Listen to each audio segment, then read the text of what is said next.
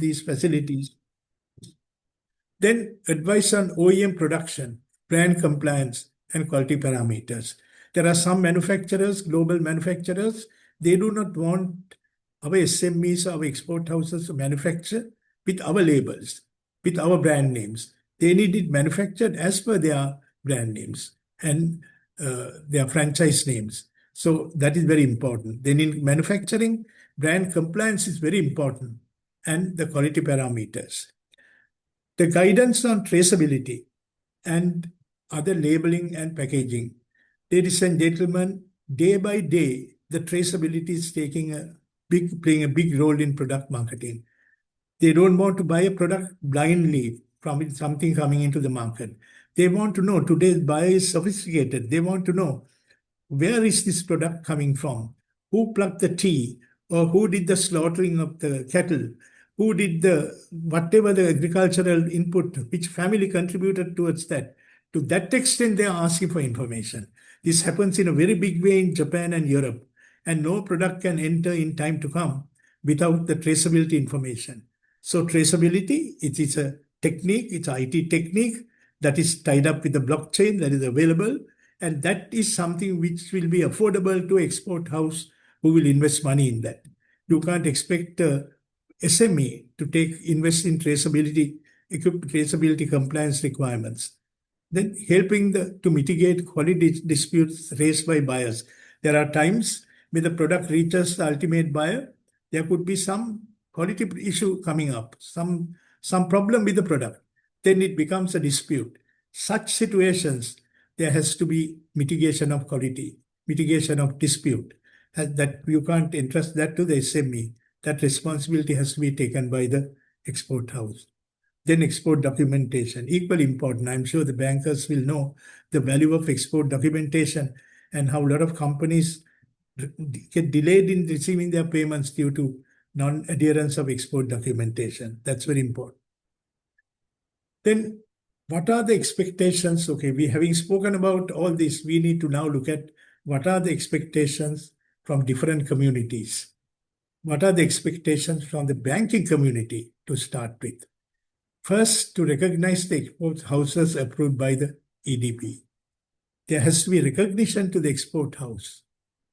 So the banks will have to recognize when export house come with an official order to the bank. The bank can't simply turn around and say, oh, you're export house, you're not exporter. You have to recognize them. Then to grant working capital facilities. That is very important because the export house will finance the SME. Therefore, the granting of working capital facility. Then financing the manufacture for supplies made by the SMEs. Sometimes the SMEs will have to buy manufacturing raw materials. They have to buy various packaging materials, so many items to complete the product. Such situation, the financing is required. Then supporting capital expenditure requirements to build warehouses, process facilities, and expansion of factories. These are very important because without expansion in capacities, building capacities, and creating new facilities, our export drive will not be successful. Then what is the expectations we have from the EDB? EDB is the catalyst in this whole exercise. To make it or break it, it's a EDB who can do it. And we are sure with the progress made by the EDB so far, EDB can take this very seriously and take it forward without any hesitation. And the ability to do that, and they have the will to do that, and we are sure they will do it. To promote the concept of export houses and grant approvals to eligible entities. We are not asking you to approve each and every company. See their capabilities. See who the people behind the organizations are. That's very important. And see what their project orientation is. Don't look at their 3 years balance sheet. Look at what they are planning to do. So to promote the concept of export houses and grant approvals to eligible entities. They're negotiating for concessionary funding offered by agencies such as EDB. I don't want to go into details, but the countries, our neighboring countries, they take the full advantage of organizations like ADB, JICA, and so many organizations, and to strengthen the SMEs who are doing exports. Then EDB to serve as one-stop shop for export houses. Let them not run from pillar to post to get approval or a document. Let EDB must do this. This was successfully done by BOI some time back. So I'm sure EDB will also take the clue from there. Then take the initiative in negotiating with the government regarding the incentives needed for the expansion of the export houses. If there are no incentives given to the export houses, things will continue as it is. The export houses to come forward and to take the bull by the horn, they need to have the support from the government. So support requested for export houses and SMEs working together in order to achieve the export targets, to earn much needed foreign exchange to the country, and to realize rural development. The following support schemes are requested. 1. To introduce a lower rate of 14% taxation, to reintroduce, I repeat the word, to reintroduce the lower rate of 14% taxation on incremental exports. Again, I repeat the word, on incremental exports of the export houses and the SME working together. We are not asking for something blindly. We are asking for something to encourage the exporters who are bringing additional revenue to the country. So it's a reintroduction of a scheme that was prevailing earlier, and it is also incremental value, on the incremental value to grant them tax concessions, incremental profit. Then technologically advanced agricultural packages, processing equipment, reefer trucks, transport vehicles, cold rooms, etc., to grant import duty-free status. You see, today, agriculture is tremendously advanced. In our country, we are still living in Stone Age. Agriculture, when you go to some developed countries in Europe and in Japan and countries like that, even in India, you see the use of machinery, the advanced technology, and the smart agricultural rooms, all that is available in the world. And it is available very easily for other countries who are looking for them. So they need the support of the government to get import duty status to get these new technologies, new equipment. Then depreciation allowance to be granted to export houses. Now, let's look at our neighboring country, India, what they do with the SMEs. Just a minute, 1 minute only I will take on that. Especially, let it be, I'm sure our bankers are aware. Financial subsidies. Example, 25% of the capital investment up to equivalent Sri Lankan rupees 2.1 million straight away given to them. 25% of capital investment given as a subsidy. Then concessionary loan schemes, mudra loans, and online public sector bank loans, PSB loans, in 59 minutes. If a factory owner, if a SME had to face a disaster in his factory, say a fire or some hazard, within 59 seconds, his loan will be approved. And that is the support Indian public sector banks are giving to the Indian SMEs. Then credit guarantee fund trusts for collateral-free loans. Micro and small enterprises, credit guarantee fund trusts for collateral loans for micro enterprises and small enterprises. Then tax holidays for startups, profit-linked tax holidays. Startups, profit-linked tax holidays. They pay tax according to the profit. The percentage is determined depending on the profit they make. Then the other SME exemptions up to 5 years. Then financial support for technology adaptation. Then international market access support, exhibitions, trade fairs, buyers, buyer-seller meets.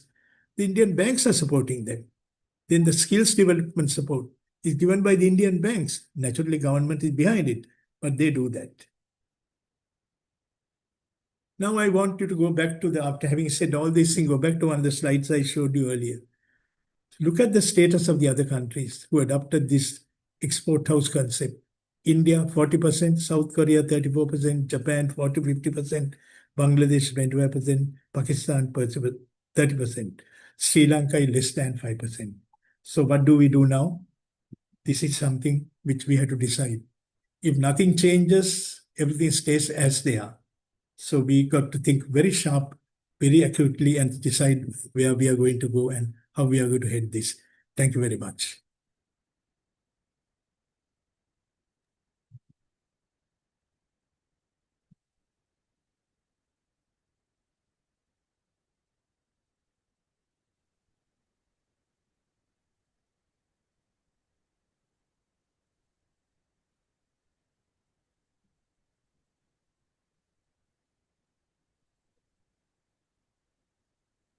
Muted.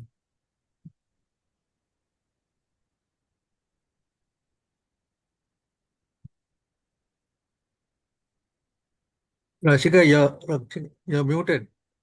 Yeah. Ah. Thank you so much, Mr. Idrisingha, for the insight.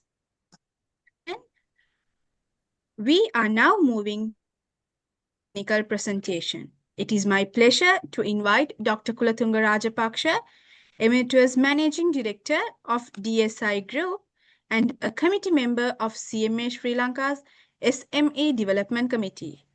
His presentation today is titled on Subcontracting and Support from Big Companies for the Success of SMEs. Over to you, Dr. Rajapaksha. Well, thank you very much for the introduction. After the presentation of Stathul, everything he has covered many of the areas that I also should cover. But anyhow, I was asked to elaborate on the subcontracting. Export house concept cannot sustain unless you have a good network of subcontracting arrangement, because it's the subcontractors who will finally benefit, and they are going to be the important members in the supply chain.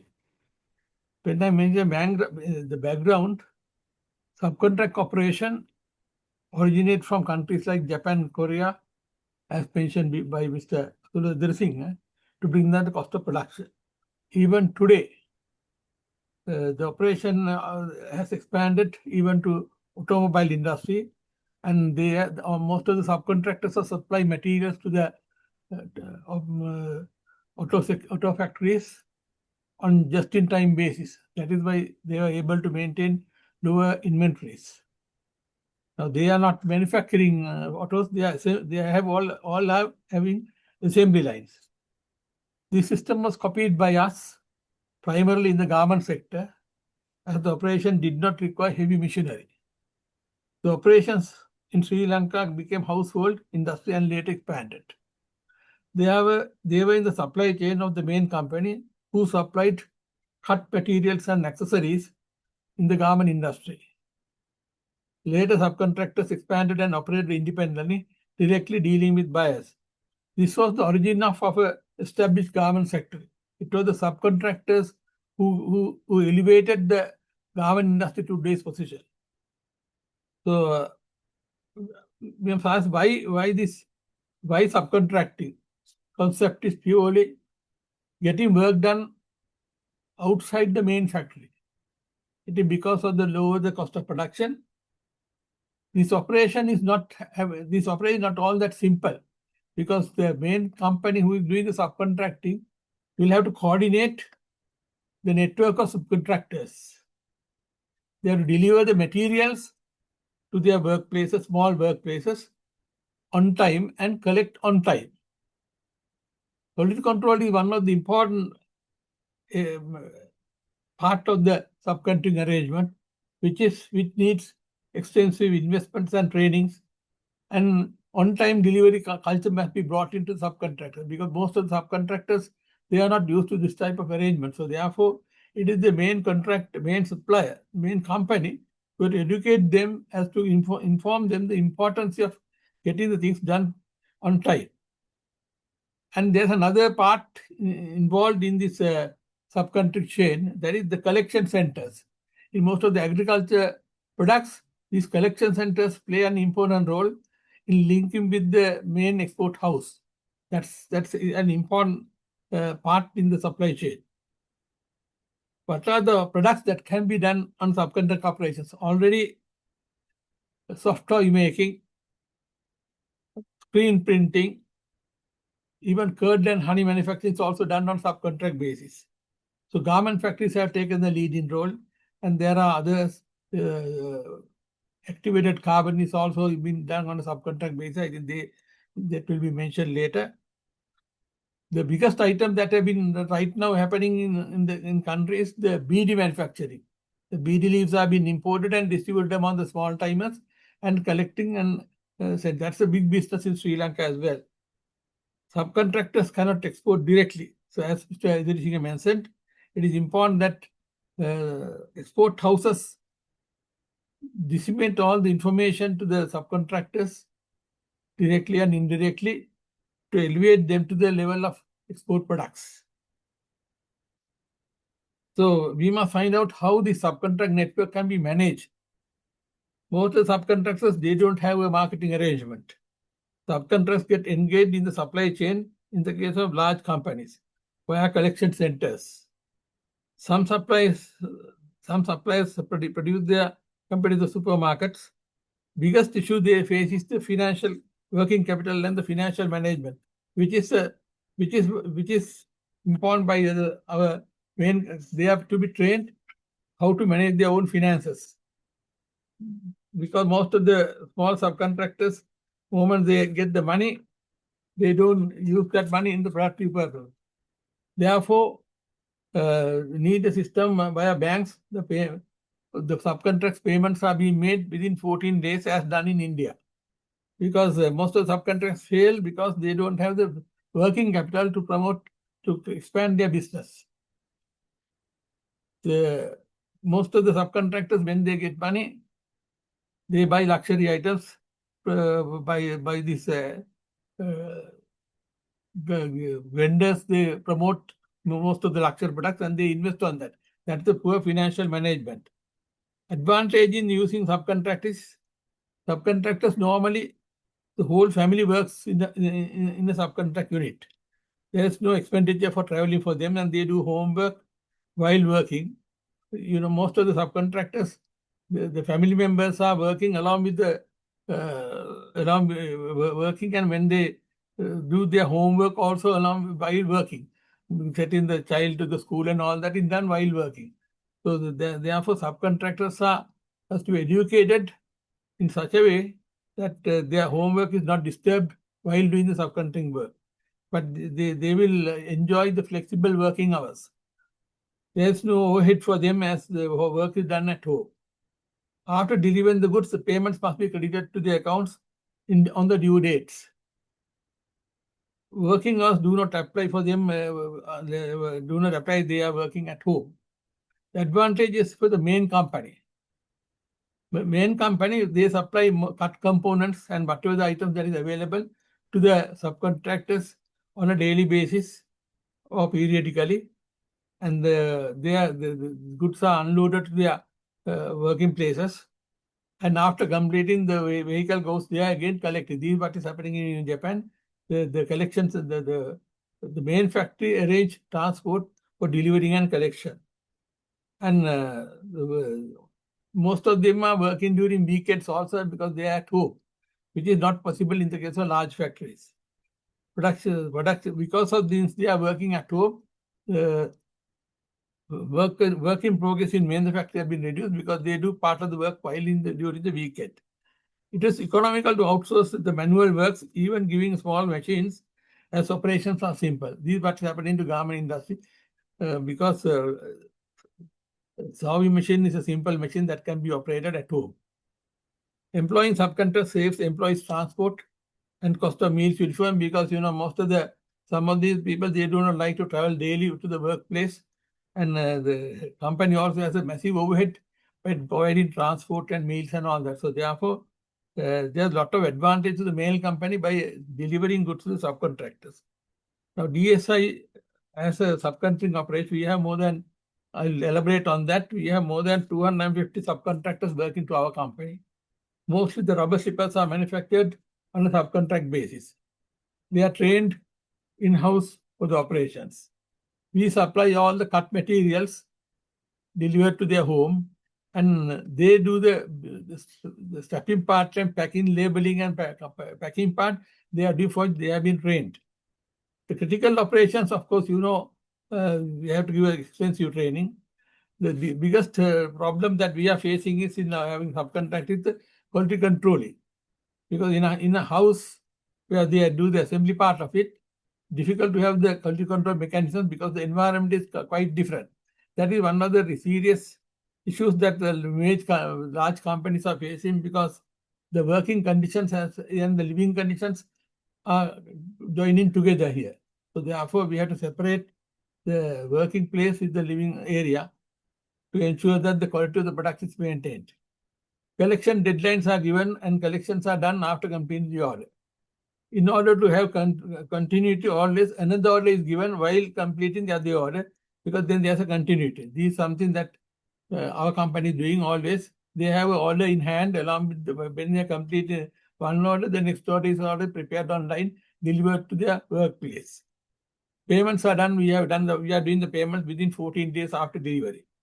Strict instructions are given to make worker salaries are paid on time, because the subcontract workers are also, we treat part and parcel of the normal workers.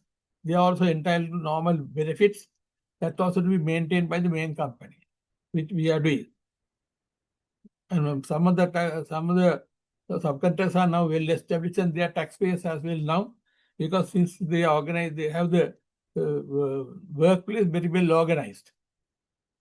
Now, in the case of cinnamon, the subcontract system is working very well for cinnamon. Cinnamon exports are done by small in the supply chain. Cinnamon peelers are taken over the important part of the cinnamon processing, and they are still doing in a very primitive way. But these are things that we have to look after when we have the proper technological transfer as done by the export houses. Now, it is important when in subcontracting, looking after the statutory dues, because the subcontractors are not also are entitled to EPF and ETF benefits, which is not happening in most cases. That's extremely important when the export house concept come in. These part and parcel that should come in, because otherwise their futures will not be looked after. So therefore, as our company is concerned, we looked after that part as well. Some of subcontractors, of course, because of the systems that we generate, they are well established now, and they are invested in other projects as well. Then another successful project that we have in Sri Lanka is the garment industry. The Pamunua operation is purely on a subcontract basis working, because most of the small timers, they do the sewing in at home and bring it to Pamunua for sale, because the difficult part in subcontract is the marketing part, which is not happening now. And therefore, the Pamunua has been very successful in attending that part, because all the large factories, the remaining materials have been transferred to Pamunua, and from there they take all the accessories and material and do the stitching at home. And this place is the lowest price garments for many foreigners who patronize this place, and due to lower prices. They operate from remote villages and bring the finished product to Pamunua early morning to sell their share. And there's no proper marketing mechanism. I think what Mr. Atul mentioned is an area where we have to look into this area where the export because of the lower price, there's a high potential for exports for these products. They depend on domestic wholesale buyers who are not regular and organized and networking with them. The products that they manufacture are children garments, carpets, etc., which really we can always find an export market. In India, bicycle parts are made in export villages. All bicycle parts are made in separate villages, and it's a huge export potential in India for Indian bicycle parts. Even Sri Lanka also importing these bicycle parts from the small climates in India. There are separate villages. We also had this export villages concept that was not supported enough, and I think that also it's a good area that we looked into. These are the few things that I had to mention. So I think I can and more value more when we come to the panel discussion. Thank you very much.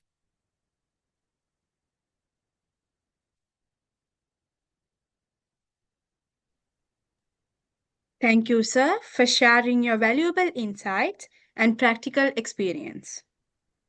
So now we'll move on to the next item.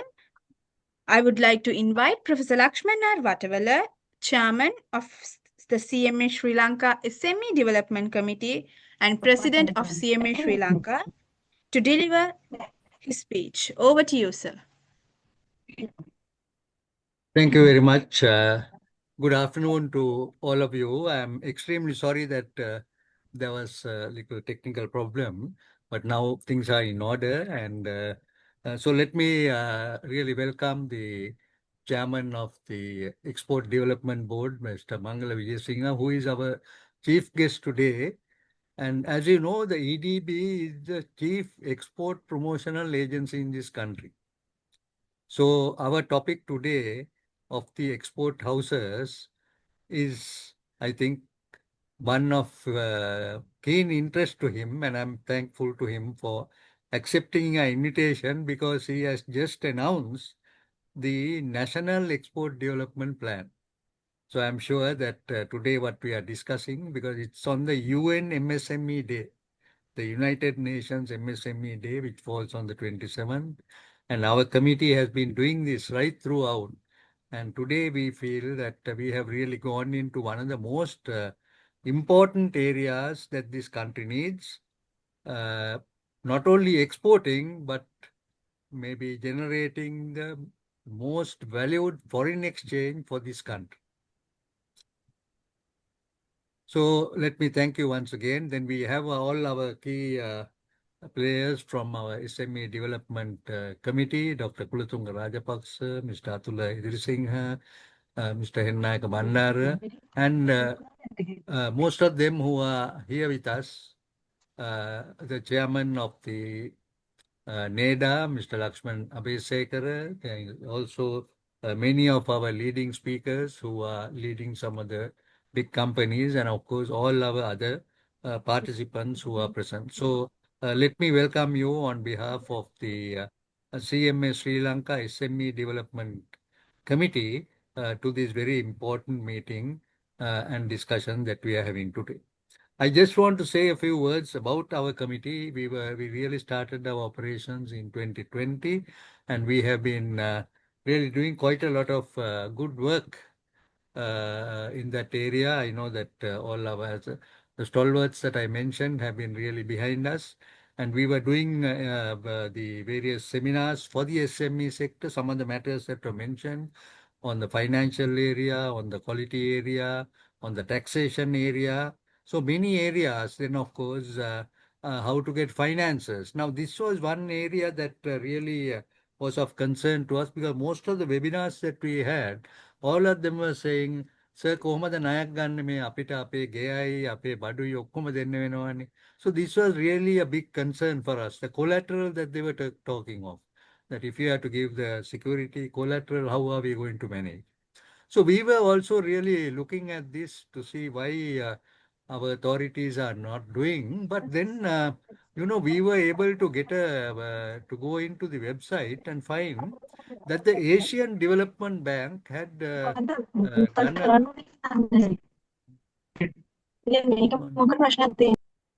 One minute, I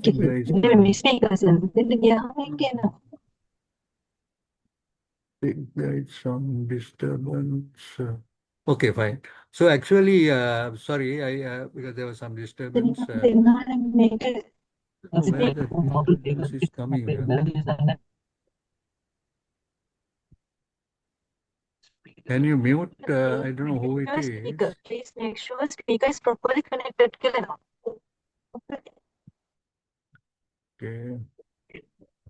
Unmute No. Can you kindly this because you're making disturbing. I think Mr. Jude Fernandez, secretary. Speaker Can you is kindly? Right. Yeah, so I've also lost my track now on this whole thing. So as I said earlier, the people were really wanting to find out how do they get this. Then we were also, our committee was also very much worried. We were discussing with various people and everywhere. But we thought that then we ran into something which was very, very important, you know. While going into the maybe internet, Google, we just went into the Asian Development Bank website, you know. And then to our surprise, you see, there was a item listed as a approved maybe a project of the Asian Development Bank. That was this credit guarantee institution. So in fact, I was surprised, you know, because this has been given in our budget earlier, then the work done, ADB has done all the work completed as to why it was not taken forward. So anyway, we didn't stop at that. We somehow spoke to the Ministry of Industries. We told the minister the importance. He really understood it. He put a cabinet paper. Then after that, the cabinet decided that they should revive this project, you know. So then that's how this whole thing came in, and we were very happy that currently now we have the National Credit Guarantee Institution in place. But sometimes we find that people, although they say that the real economic driver in this country, the SME sector, they say that at the meetings, but then when they go, they are unable to achieve it. So this is one of the most important achievements. I'm sure Dr. Rajapaksa is here, the Ms. Atula is here. All of them know that the amount of hard work we put in, you know, discussing this, and then fortunately, then the cabinet, after some time, they also did not give approval easily. You know, they discussed, sent it to finance ministry, they discussed, and then ultimately, it was in the finance ministry approved. I think in 2021 they put the paper, 2022, and then last year it was approved. So I'm very happy that this was done. There were some important things in this report. You know, one was that they are going to create entrepreneurs. The other one was to give loans to maybe women and also people who are unable to give credit guarantee. So this is something that they are working, and I'm sure today what we are discussing, the export houses would greatly benefit from this. So this is something that we now have to work out, because that was not there. How the export houses, the SME export, not export houses, the SMEs who are linked to the export houses want to expand, then they could get facilities with the credit guarantee insurance. So these are new areas that they have come in, and this is very good. Then another important area that I want to also talk of is the incentives. Now, because I am telling this because I have been really involved in it. In 91, when we started the garment factories, the 200 garment factories, uh, people were, of course, World Bank and others don't like the incentive, but the government decided that we will give incentives. And today, as a result of these incentives that we gave that day, this project, every government took forward this project, you know. At that time, the export was only 600 million in 91. Today it is 5 billion. I'm sure the new target is more than 6 billion, with Mr. Mangala has set. So you can see that we have to have a good vision. And then one of the most important things in this was the USA quota. So what did the USA quota? It gave the market. Now these export houses has a similar concept. The export houses are the buying houses who are having already contact with exports. Then they will give this knowledge to the SMEs, get the stuff from there and do it. So I just want to suggest to Mr. Mangala Vijay Singh, chairman of EDB, have a target of 500 export houses, because by 2030 you are really going to hit the your target that you have given. Then there is also another important thing that I want to tell you. In fact, we are getting a speaker. I think he will speak. He will speak on the export villages. Export villages are going to be linked to the export houses. So then what is happening? Rural development, village development, people coming together, people growing the same item and then supplying to the export houses. So maybe another 200, 300 export 200, 300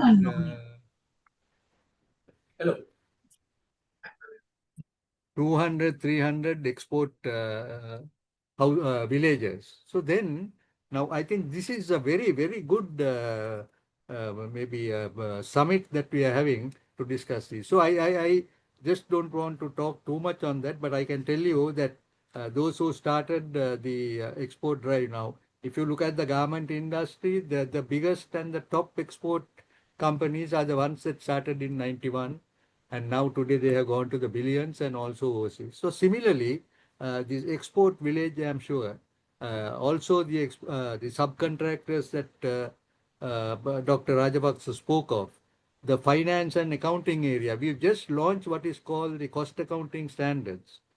Because if we are not cost competitive, we will not be able to go to the next stage. Now the World Bank has named as one of the upper income economic countries. So if we are going to maintain this, the competitiveness has to come, the cost consciousness has to come. So we are really going to help in that area with the cost standards that we are putting. We are thinking that with the cost standards that have come, the electricity prices has to come down because that is going to affect everyone. So all these areas have to be done. Then the exports has to be increased with the export development board. So let me thank our chairman of the EDB for all the support he has given, because this concept, I think Mr. Atula and the others will know in 2020, 2022, we again put it up. And then, of course, in fact, I had some articles also on that, on the same thing. But this time, definitely, I know that we will be able to make it a success, and that our chairman of the EDB will be able to take it forward. All the officers will support it. All the exporting companies, that is what Dr. Rajapaksa mentioned, the big companies, they will have to come. They have to come and help the small man, because if their existence will depend on the small man, because he is going to produce on the subcontracting basis items at a cheaper cost. Then you are going to be cost competitive, then you can capture the world market. So these are the very, very maybe special things that are there. So once again, I must thank the chairman of the EDB, because he is also a person from the private sector. Because he was one of the key people at Browns as the cluster chief operating officer, and has given up maybe a very, very lucrative job. But today he has taken up a big challenge where the whole country is going to benefit. All the people in the country, the whole economy is going to get affected. As the chief exporting arm of the chief exporting promotion agency in this country, we are very happy that you are here, and that this webinar that we are organizing will definitely pave the way. Because if Malaysia has done, if Korea has done, if Japan has done, why not Sri Lanka? So let's take the step forward, and I'm sure that we can make it. Thank you very much. Thank you, Professor. So it is time now for the Chief Guest's address. We are honored to have with us Mr. Mangala Vijayasinghe, Chairman of the Export Development Board. He will be addressing on Achieving Sri Lanka's National Export Development Plan 2026 to 2030, EDB support for export houses to grow SME exports from 5% to 20% by 2030. Over to you, sir.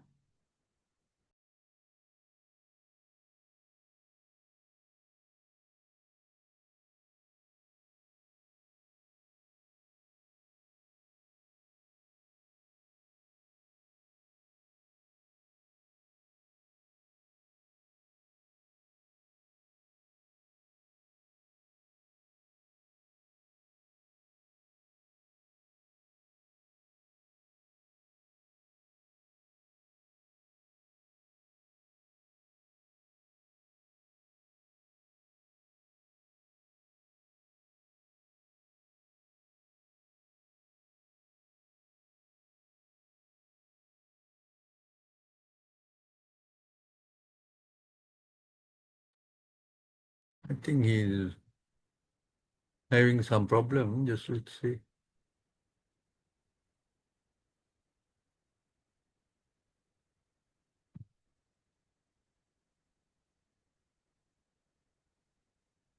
Just give a minute. I think there is some technical.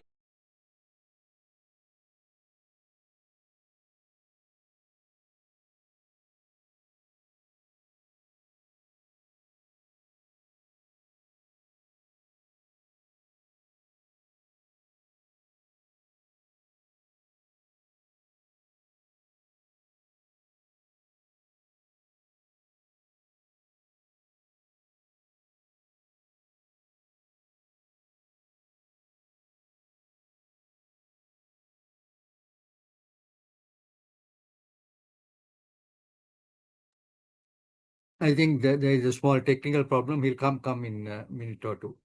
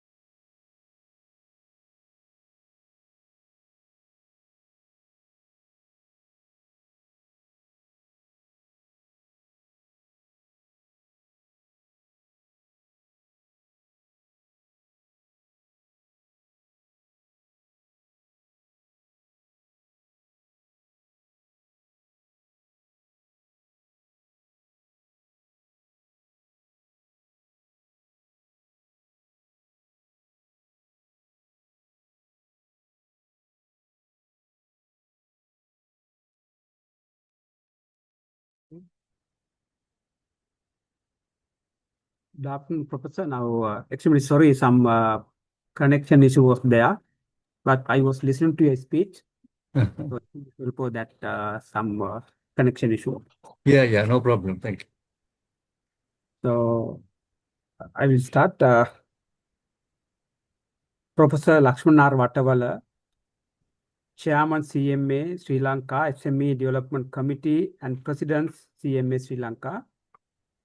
Mr. Atula Idri Singh, Committee Member CMA Sri Lanka SME Development Committee and former Presidents JS TCCA and Managing Partner Strategic Management Alliance, Dr. Kuluthunga Rajapaksha, and Committee Member CMA Sri Lanka, as well as our Managing Director DSI Group, and also our Mr. Suresh Timel, our former EDB Chairman and Entrepreneur, and also Mr. Bandara Rekogama and Committee Member from SME Committee, and also there are some other committee members also, Mr. Gominda Gunawardana and Mr. Henanayaka Bandara, and from the export community, Mr. Mohammed Junaid, Managing Director Ceylon Food Limited, and also all the representatives from the government and private sector, from the EDB side, our director and Mr. Janak Badugama and Director Mr. Disanayak and Ketiki, and all the members from the SME community, distinguished guests, ladies and gentlemen. Good afternoon to everyone. And also it is both an honor and a privilege to address you today on these occasions of United Nations MSME Day 2026. And also, first of all, I want to thank Professor Wattavala, inviting Export Development Board also participate this event and also inviting me as a chief guest to address this meeting today. That is very much highly appreciate that invitation, and also this is very important event today we are going to discuss, and also this organizing committee, CMA Sri Lanka MSME Development Committee, highly appreciate your organizing, arranging this seminar. One second. Am I audible? Yeah. We can hear, no problem. Yes. Also organizing this MSME Development Summit 2026, this forum. This is much more than a commemorative event. It is a celebration of entrepreneurs, innovators, and risk takers who are the backbone of economy. So we are discussing about the SME community. I think I have listened to Dr. Kulatunga and our Mr. Atul Edrisinghe, their presentation as well.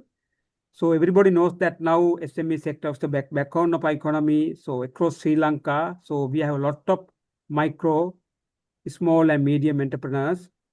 Everyone knows that they are doing a lot of contribution to Sri Lanka GDP. Right now, their contribution is more than 52%. And also from the rural development, poverty development, and also some other, mainly for the our contribution to the rural economy. So they are doing a very much service to the country, and also supporting families, driving innovations, and sustaining communities as well. So therefore, they are not in the business, they are the engines of the inclusive of economy.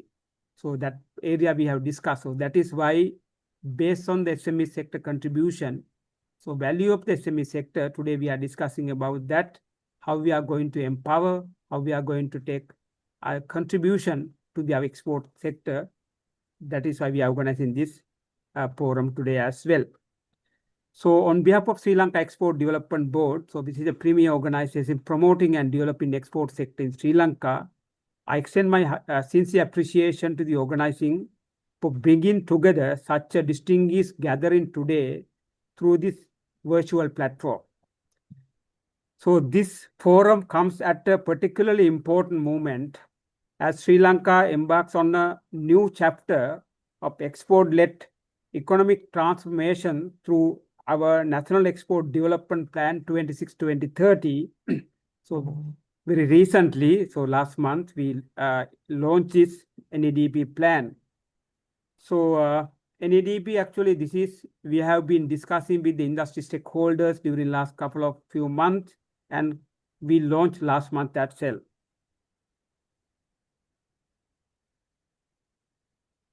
So ladies and gentlemen, Sri Lanka's future economic success depends on building larger, stronger, and more competitive export sector. We have set our ambitious target. So basically, everyone knows that Sri Lanka export sector. So when you look into the last 10 to 15 years, so our export performance in the level of 14 to 15 billion. So when you go to the 2015, so we can see that our export performance was average 13.8 billion. So when we come to the 2015-16, then 15 billion. So then by 2030, so 2023, our export performance in the level of 15 billion. So then Sri Lanka, we had to face some challenges with our COVID, again, the economic crisis. But all the challenges is faced Sri Lanka, our export performance in the level of 14 to 15 billion. So that is why everyone knows that export sector contribution a lot to the Sri Lankan our foreign exchange earning, so more than 60 to 65%. So that export performance, that export sector contribution, so we are planning to develop to the 36 billion by 2030. So that we are having the very much ambitious target. So this is undoubtedly ambitious target. So, but it is an achievable one. So provided we work together with determination and purpose. So that is why CMA Sri Lanka 2 organizing this kind of very much productive, very much useful discussion today, export house concept. So together we can reach relevant expectation from this SME sector. However, we cannot achieve this objective by relying only on our existing exporters. So everyone knows that Sri Lankan, we are having the very much limited exporters. So basically, those export sector, first thing is we want to develop the existing capacity of the existing exporters, and also we want to identify and develop our new exporters as well. So we need thousands of new exporters. We need our SMEs to become internationally competitive business. Today, our SME sector contribution to our export sector, so we can say average 10%, but this is directly involvement. But we know that they are doing other services also, that indirectly they are exporting, indirectly they are supplying goods to our existing exporters as well. Despite representing the overwhelming majority of businesses in our country, this represents a weakness, but tremendous opportunities there with the SME sector. If we can systematically develop our SMEs, improve their competitiveness, and connect them with international market. So that is why with the new export development plan, so we are targeting SME sector contribution in between 20 to 25% by 2030. So this is precisely why initiatives such as today, this SMEs forum, are very much important. So we need some continuous discussion, our dialogue, and the reasonable argument as well. So with that, we can further develop this SME sector contribution. I totally agree with our Professor Lakshmanar Vatavala mentioned that. So this area we have been discussing in many forums, but ultimately implementation side, we have seen that some of the key area we have to develop. So ladies and gentlemen, around the world, countries that have successfully transformed their SME sector have not felt entrepreneurs to face global market alone. Countries such as Japan and Korea, so as our Mr. Edri Singh mentioned that even Vietnam, even India, so those countries, they have successfully implemented the export house model, where experienced export organizations provide SMEs with market access, marketing support, quality guidance, logistic solutions, compliance assistance, and international business connection.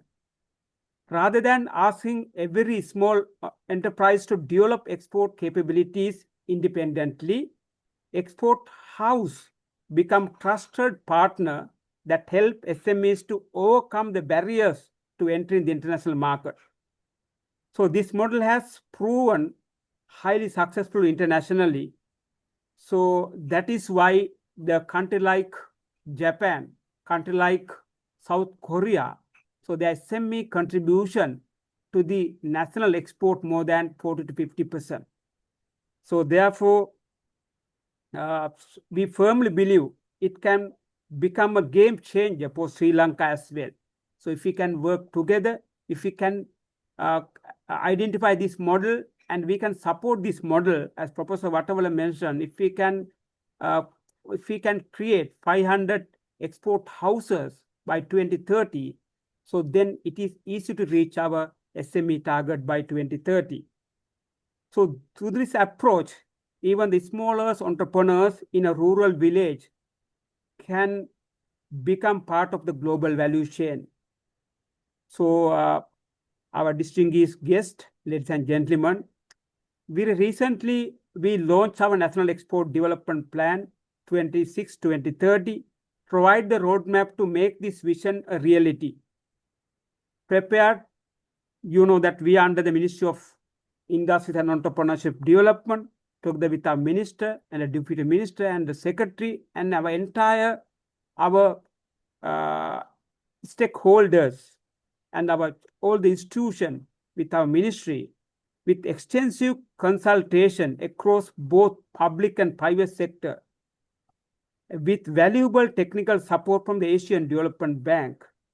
during last 10-month time period. The NEDB successfully different from the previous strategy. So our NEDA chairman is here. Mr. Lakshman knows that how we support the SME community as a ministry. So ministry vision also there, we are trying to convert our entrepreneur as an exporter, so SME sector. So this is a concept our minister and the deputy minister as well. So this is not merely another policy document. So it is an implementation focus nation action plan with clearly defined priorities, measurable outcomes, institution accountability, and strong coordination across government. So when you are talking about this National Export Development Plan, so you know that Sri Lanka, we need the solid platform to implement our export. So therefore, country, so we are going to de-risking our economy by expanding our export and the market linkage through the National Export Development Plan. So therefore, we had some 3 objectives in the new plan. So one thing is we want to enhance our trade competitiveness, and also we want to increase our regional and global market linkage, and also we want to provide sustainable economic growth. So based on that, right now we are in the level of 19% from our GDP, SME, so our export sector contribution. So we are planning to reach more than 25% contribution by 2030. That objective also there. So this new plan, so EDB, we had some different strategy as well. Our former chairman, Mr. Suraj Jamel, knows this. So something we have seen that implementation is an issue. So therefore, it's a new plan. So the difference, the new plan. So this is design and implementation first format. So therefore, focuses not only the planning, but also this is a measurable responsibility and also actionable plan we have implemented. So this plan introduces an integration national framework, so bringing together all the cross sector enablers and the priority sector together. So this is a very much important. You know that cross sector enablers are very much important. So when you are talking about the cross sector enablers, mainly for the trade logistic, trade finance, and also then innovation, standard, skill labor. So we have to develop a lot. So therefore, this plan. So we have identified new sectors, including our food and beverage, spices, and then mineral-based production, and also the electronic, ICT sector. Then again the logistic, shipbuilding. So then again ship repairing, and also mainly for the rubber sector. So those sectors. So while we are expanding our existing export sectors, so we are mainly focusing these sectors within next 5 years time period. So therefore, our SME sector also can contribute a lot, mainly for the Sri Lankan spices sector, food and beverage sector, ICT sector, and also all other key areas, our SME sector also can play a big role. So therefore, our new plan, mainly the implementation part is very much important. So therefore, EDB side also now we are proposing to restructure. So therefore, separate monitoring system will be there. So then we are working with the 103 government organization. So evaluation process will be there in the weekly and the monthly basis. And also we requested, because last year we were able to reactivate the National Export Development Council of Ministers. So with that, this is chaired by the Honorable President, together with other key ministers. Now we are planning to evaluate the performance of the NEDB quarterly basis through the our EDCM, Export Development Council of Ministers. So because implementation part is very much important. So the plan focuses on several strategies and priorities. First, we will accelerate export growth while diversifying both product and international market. Second, we will increase domestic value addition so that Sri Lanka capture greater value from the Sri Lankan exports. Third, we will integrate more Sri Lankan businesses into regional and global value chain. And also fourth, We will strengthen our competitiveness and our exporters by improving logistic, digital trade platform, standards, certification, innovation, and sustainability, as I clearly mentioned. So most importantly, SME remain at the center of our national strategy. So therefore, distinguished guest, the Export Development Board, we firmly believe that exports are much more than foreign exchange earning. Export attract investment. Export stimulate innovation. Export improve productivity. Export create better paying jobs. And export strengthen resilience of our national economy. Every successful exporter creates opportunities for suppliers, farmers, manufacturers, logistic providers, service companies, and thousands of employment throughout the day, throughout the country. So this is why developing exporters means developing the entire country.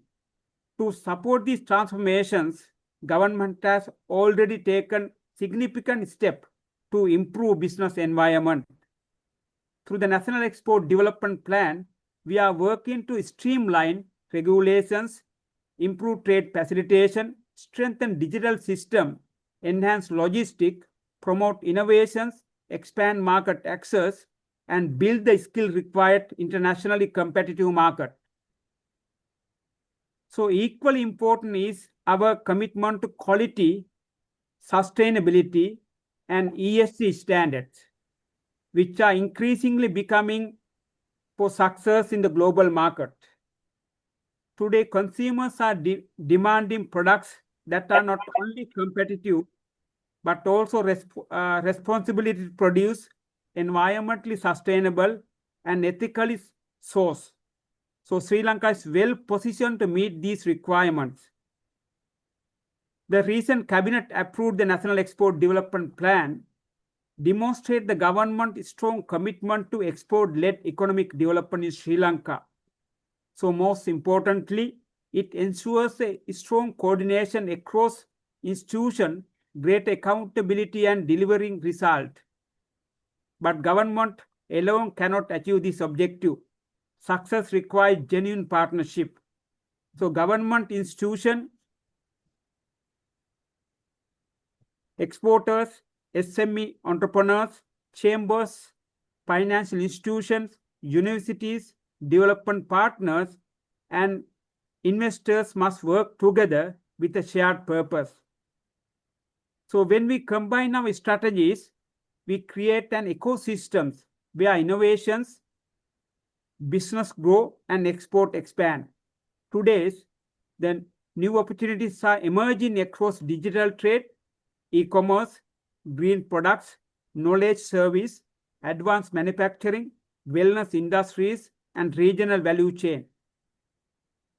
Sri Lankan entrepreneurs have the talent, resilience, and creativity to succeed this market. So our responsibility is to provide them with the right policies, the right support system, and the right opportunities. So therefore, we will celebrate United Nations MSME Day, and also let's reaffirm our commitment to empowering SMEs. So therefore, let's help them becoming more productive. We help them more innovative, and also we should help them reach global market.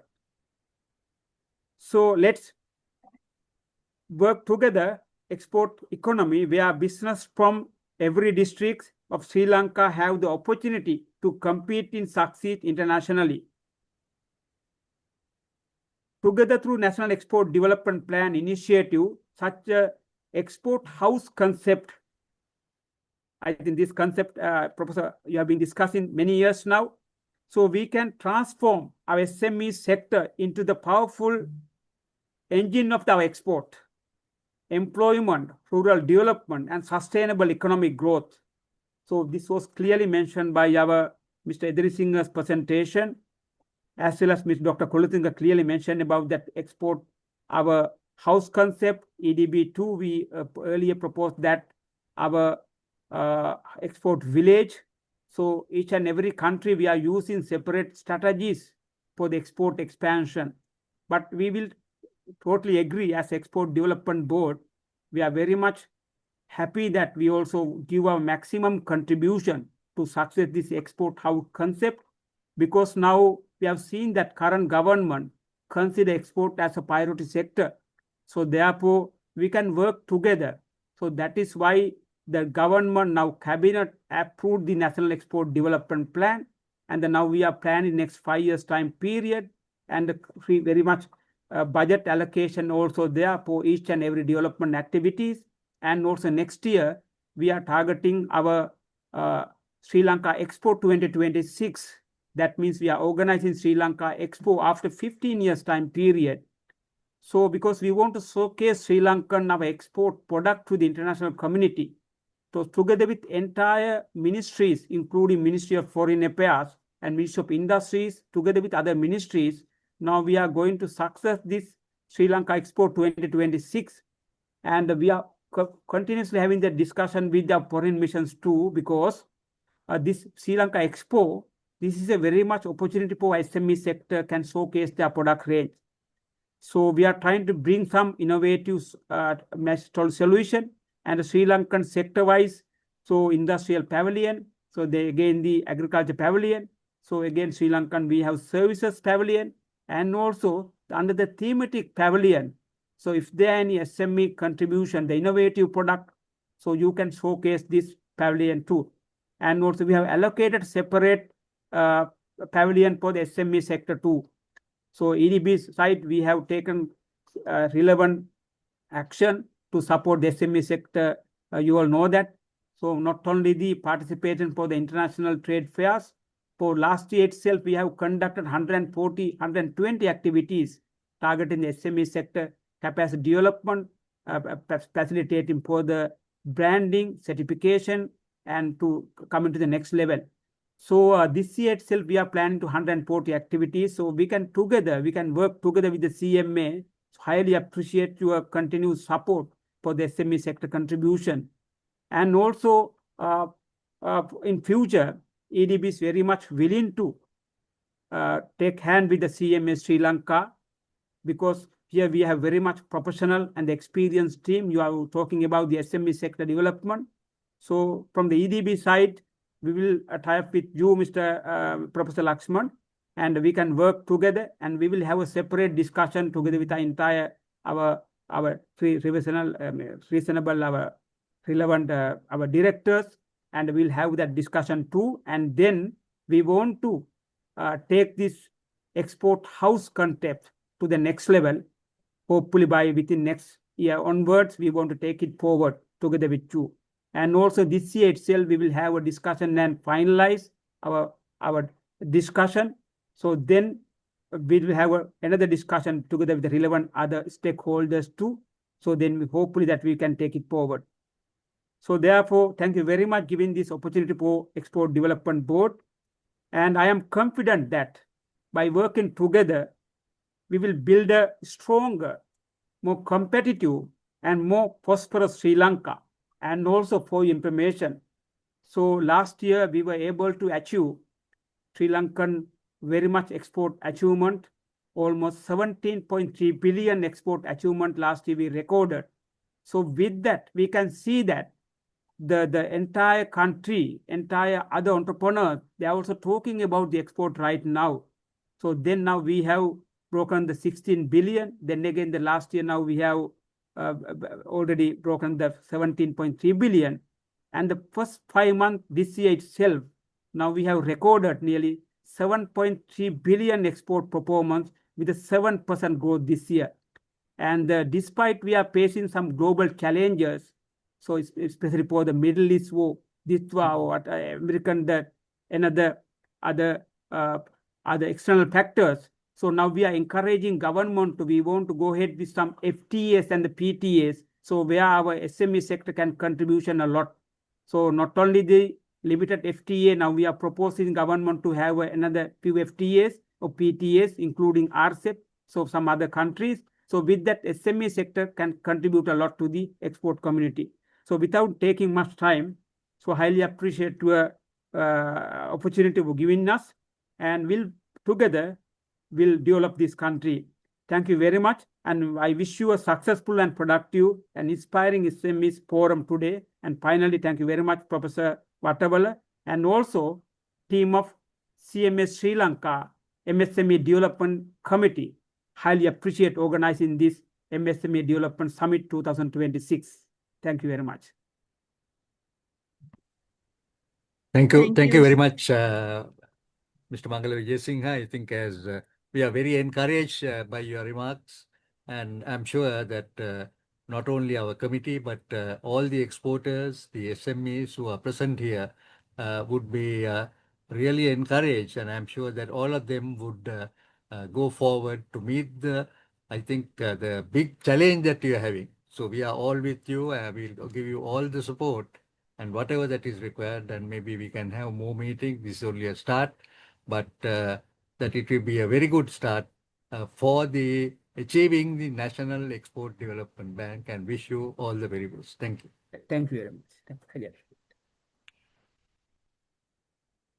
Thank you, sir, for your visionary address and your valuable insight into Sri Lanka's expert development agenda.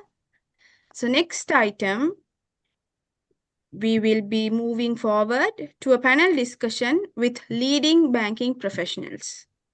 Access to finance, trade facilitation, export credit, and risk mitigation continue to be among the most important factors influencing SME export success.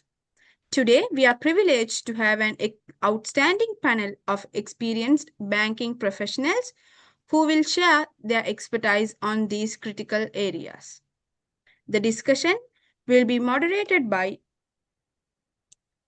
Dr. Bandar Reko Gama, Senior Development Banker and MSME Consultant, followed by the panelist, Mr. Jude Fernando, Chief Executive Officer, National Credit Guarantee Institute Limited, Ms. Yasita Alutgedera, Chief Manager, Senior Trade Finance Specialist at Bank of Ceylon, Mr. Vikramanarayana, Deputy General Manager, Enterprise Banking, People's Bank, Mr. Lauren Somanathan, Head of Exports, Commercial Bank of Ceylon PLC, Mr. Malika De Silva, Senior Manager, Development Credit Department, Commercial Bank of Ceylon PLC, and a member at CMA SME Development Committee, Mr. Dinuk De Silva, Senior Economic Assistant, Asian Development Bank. A warm welcome to our esteemed moderator and distinguished panelist. Without further ado, now I would like to invite Dr. Bandar Reko Gama to commence today's panel discussion. Over to you, sir. Thank you for the introduction. Good afternoon, everyone. It is my privilege to chair this important panel discussion focused on SME export houses, a vital segment driving our economic growth and global trade presence. Today, we have opportunity to explore how the banking institution can play a pivotal role in supporting these enterprises by offering innovative financial products and tailored services that meet their unique needs. We invited few veteran bankers to discuss and share the important thoughts for the benefit of SME entrepreneurs. Our goal is to identify practical solutions and collaborative approaches that empower SMEs to expand their export capabilities, enhance competitiveness and sustainability, scale their operations. I encourage each panelist to share insight on how we can better facilitate access to finance, risk mitigation, and operational support for these businesses. Together, let's inspire new ideas and forge partnership that will unlock the full potential of SME exports houses, contributing to broader economic development and international trade success. Thank you, and I look forward to productive session. Right? And I think our all panelists are now in our panel now. Initially, I would like to discuss about NCGI. That means about the National Career Guarantee Institution, recently newly established entity in Sri Lanka dedicated to enhancing access to finance for businesses entrepreneurs. By providing credit guarantees, the institution aims to support economic growth and encourage investment and promote financial inclusion across the country. Today, we have with us Mr. Jude Fernando, Chief Executive Officer of the National Credit Guarantee Institution Limited, Sri Lanka. And I would like to ask from Mr. Fernando, what is the main role of NCGI, and also what are the aims and goals expecting for the next level of operation? Over to Mr. Fernando. Thank you, Reko. Thanks for having me also within your panel, and thank you, CMA, as well. So it's an opportunity. I consider it as an opportunity given to the National Credit Guarantee Institution Mission. As many of you all know, that it's a public-private partnership supported by the Asian Development Bank, and we have started the operations in 2025 January by giving a guarantee for an agriculture entrepreneur.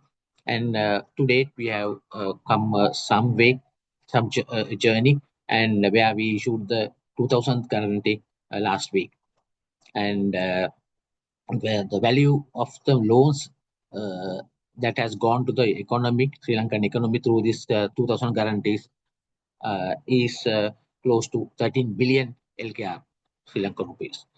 So, but this journey has not been so easy. It's with a lot of challenges, and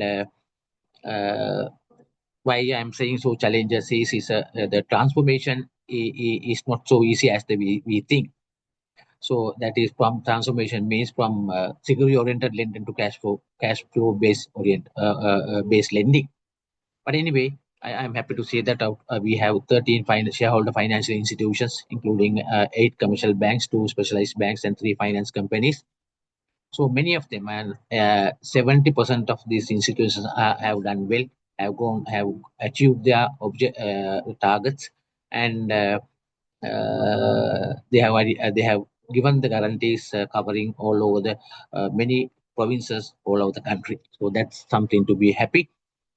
So if you look at our future, yes, and also if you really look at the portfolio, but then the composition of the portfolio, I'm happy to say that out of 2,000 guarantees, 20% has gone to the businesses owned by women, 24% has gone to the businesses in the private sectors, including IT, tourism, agriculture, and exports, and environmentally friendly businesses 5%. That's the total composition. And geographically, of course, as usual, Western province has the exposure about 20%, but on top of that, southern and northern also have over 10% exposures, which is something for us to be happy. Although our minimum loan value is $500,000, 500,000 rupees, and 25 million is the upper limit. The average guarantee value out of this 2,000, if you have a cross section of this 2,000 guarantees, average value of per guarantee has been below 5 million. It's around 5 million, 4 to 5 million. So that's something where we regulators legislators can be happy, because that shows that although there's a range of such a high range going up to 25 million, we have been able to support more and more micro, which is the largest segment of the Sri Lankan MSME ecosystem. So I think the trend is continuing. And on top of the 13 financial institutions, 7 more financial institutions have requested for the membership, which is being looked at the operational level. I think most probably 4 more institutions will get added very soon. And So then we will be able to outreach, approach more and more MSME customers in the country. So when you look at the product portfolio, we started with the standard product where with the 67% guarantee cover, and we subsequently introduced a specific product for women managed businesses called Liya Shakti with the extended guarantee cover of 80% and with a reduced premium of 0.5%. And the latest addition is a product that we introduced last week for exports. Exports, we have gone up as in the case of women, 80% guarantee cover with a premium of 0.5%. That is purely to encourage the financial institutions to go for more lending for the export sector, which is the topic of us as well today.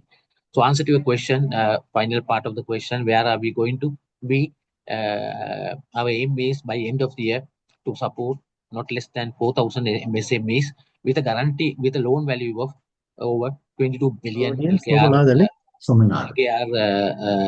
through these 13 financial institutions. That is our expectation. And currently we are working with a leverage of 1.5 times. So we might, once we achieve this target by the year end, we might have to increase the leverage beyond 1.5 and accommodate more and more guarantees. And our expectation by next year, end of next year, to disperse more than 30 billion rupees for a set of SMEs selected into, especially focusing on the private MSME from the private sector. So which will be number wise will be close to 8,000. That's our target. That's our plan for the next year, Rako. Yeah. Thank you, Mr. Fernando, for your insight. I mean, elaborating insight of the NCGI and what they are going to plan, and even new initiative you have taken. Thank you very much for your brief briefing about the NCGI current operations. Dr. Echo, just try to speak us 5 minutes, otherwise you'll have a problem on the timing. Okay. Right. Okay. Thank you. And now today's our focus is mainly on SME export sector. Today we have with us the Commercial Bank Head of Exports, Mr. Lorian Somanatha. I would like to ask Mr. Somanatha about what payment terms can an exporter use when selling products in order to overseas buyer. Can you explain a little bit on this process, Mr. Lorian? Yes. Good afternoon to all of you, and thanks a lot for giving us this opportunity. So on behalf of Commercial Bank, I just want to give few insights of what's the best way that an exporter will have to look at before he exports any goods. So most important is that for whatever goods that you sell out, you need to be really confident as how am I going to be paid back. So what is the best method? My buyer is going to honor my export order and securing the payment. So in order to make that concrete and sure about how do I get the payments, internationally, we have 4 payment methods. So to start up, one would be advance payment, that I get the payment in advance upfront for the export order that I about to ship out. So here the confidence of the buyer over the supplier or the exporter should be 100%. So he knows his item is going to be exactly what he wants and exactly what is required. So he's going to totally take the trust on the exporter and pay him in advance before he ships out the goods. So the exporter receives the money in advance. So when he receives the money in advance, he can make use of the funds, maybe to manufacture it, or if he has already manufactured it, then he needs to just ship it out. So while he does that, he's secured his money, and that's the very best way for an exporter to get payment in advance. So out of the four payment methods, the advance payment is the most secured way of an exporter to receive money. So apart from that, now if you export goods to a regular party, or if it's your own principal who is ordering the item, so then on trust, you can basically send it to that party and on the assurance that he pays you once the goods are been received by him. So this method is called on open terms. So most of the apparel companies who are engaged in exporting, they export it out to their own principals, and the monies are, they are 100% secured for the monies to be sent to them. So then in that method, they send it on open terms. That means they manufacture the goods, send it directly to the buyer, ship out the documents also to the buyer, and the buyer pays them as and when as agreed. So these are being stipulated with the terms and conditions which they prior agree, and on that basis. So apart from the apparels, we have so many other commodities also being shipped on open terms. I think Sri Lanka's exports mainly go on open terms. Maybe around 60% of the exports are on open terms. So the next payment method is about a letter of credit. So letter of credit is there where it's facilitated from a bank to bank. That means the buyer or the applicant opens a LC to one of the banks of the exporter's banks in Sri Lanka. And then the Sri Lankan bank will advise the exporter on the particular letter of credit and the workability of the letter of credit, and making sure the authenticity of the letter of credit and guaranteeing the payment of it. So here, this operation is mainly wanted when you are not sure of your buyer, or if it's somewhat of a new party whom you are dealing for the first time. So you need to secure payment and make sure that the payment is received for that. So one of the main areas of securing payment is by way of a letter of credit. Then the other method is documentary collection. So documentary collection means here, still for all, you prepare documents against payment or documents against acceptance, and present the documents to a bank to present it to the buyer's bank. So then the buyer's bank would release the document based on the terms of the payment, whether it may be DP or documents against payment or documents against acceptance. So then either way, they'll release the documents to the buyer. So these last two methods that I mentioned about letter of credit and a documentary collection is the way of you route it through a banking channel in order to secure the payment. So here the bank, to somewhat extent, when I say acceptance, documents acceptance is a matter of the buyer paying you on due date. But the handing over the documents and securing the documents to the correct party is looked after by the banking channels. So if a exporter wants to make sure that his documents are going to be present to the correct party, making sure that it's delivered in line with the instruction, then they have to use those payment terms, that is either a letter of credit or a documentary collection, to forward it to a bank, and the bank takes responsibility of handling the transaction in line with the exporter's instructions. So the other two methods of advance payment or anything, that is of course on the understanding of the buyer and the seller, where the buyer may pay him in advance, or the seller or the exporter takes the risk of sending the documents and consignment directly to the buyer for him to pay as and when he has agreed upon. So these entire payment terms has to be drafted in the maybe the contract or the agreement that the buyer and seller enters into it upfront. So these will be coming off perform invoice or maybe a sales contract that will stipulate as to what is the payment terms of that. So this payment terms is one of the main consideration that an exporter will have to take into account to make sure in securing his payment.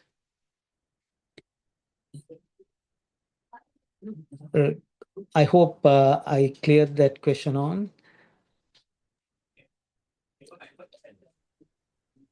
Rako, you have to unmute, yeah.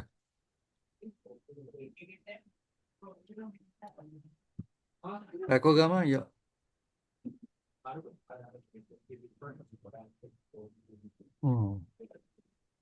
Tinggi jalan. Okay, thank you, Lorian. I think he's engaged on another one. Then can we have the Thank we you, have the boss. representative from the Asian Development Bank, Mr. Dinuka. Would you like to say something on this export financing and what ADB is doing?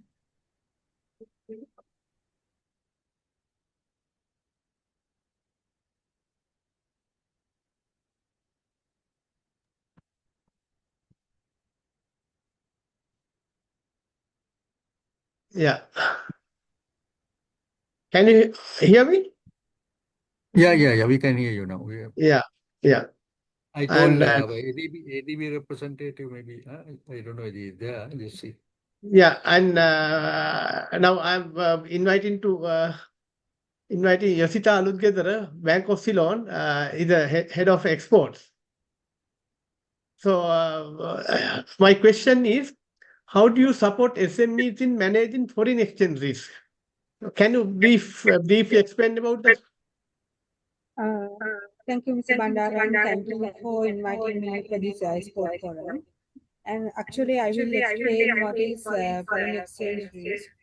As you know, unlike in local business, Are you having two? You may have to mute one unit. You're having 2 units. I think there's echo.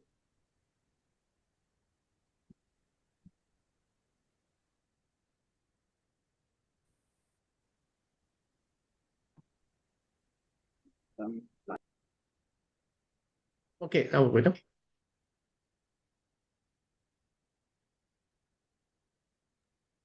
am I audible now? No, I think you're having 2 units open, Yasita. And where? I don't know. There's echo coming. Yeah, somebody is right. Right now should be all right. Speak. No, still I don't know what it is.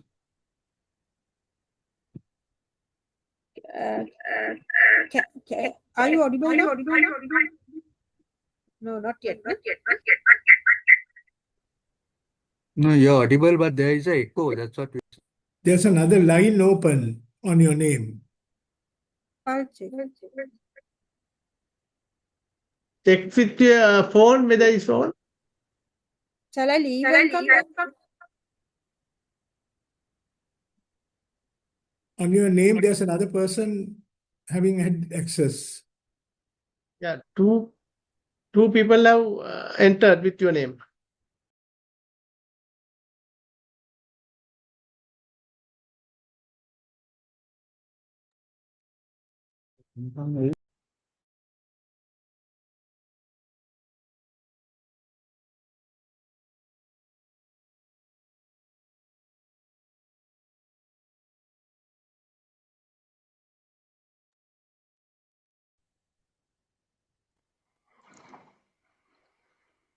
How is it now? Can you hear me now? Yeah, now all right. Okay. I will continue my discussion regarding foreign exchange risks. You know that unlike in local transactions in international transactions, we have to face several unique risks. Actually, they are involved with when we do international transactions. One of those risks is foreign exchange risk. I will explain why this risk is arise. Actually, normally, in order to process export order, exporter should have a confirm export order. In order to have a confirm export order, exporter has to do a pricing, and that pricing normally exporter do using the existing exchange rate prevailing at that time. Once he get the export order, he started to process his export transaction, like purchasing materials and arranging shipments and all. So actually, by doing export order, he expected to have a considerable profit. And what happened is he will receive his export proceeds once he ship the consignment. So normally there will be a time gap. The time gap between once he received the export order and when he quote in a export price, and the time gap until he ship the consignment. So there is a time gap, and between that time gap there can be a exchange fluctuation. Maybe the exchange move upwards or downwards. If the local currency depreciated, then actually the exporter will be benefited. But if the local currency appreciated, then the exporter won't get export proceed as he expected. So, so there will be a exchange risk for the exporter. To mitigate that kind of risk, exporters can request bank a facility called forward exchange booking. For that, the exporter can submit a simple application requesting the forward booking together with some kind of evidence regarding shipment. For that, they can submit a bill of exchange and commercial invoice. I think that explain what is foreign exchange risk and how the exporter can mitigate such risk from having facilities from bank. Thank you.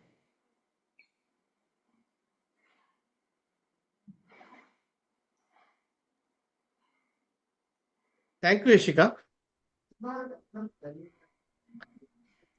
Now, we have with us Development Credit Senior Manager of Commercial Bank, Malika Silva. And basically, we are targeting SME sector today, SME export sector. And I would like to ask from Malika, what are the common challenges SMEs are facing in export financing and how do you address them? Can you briefly explain?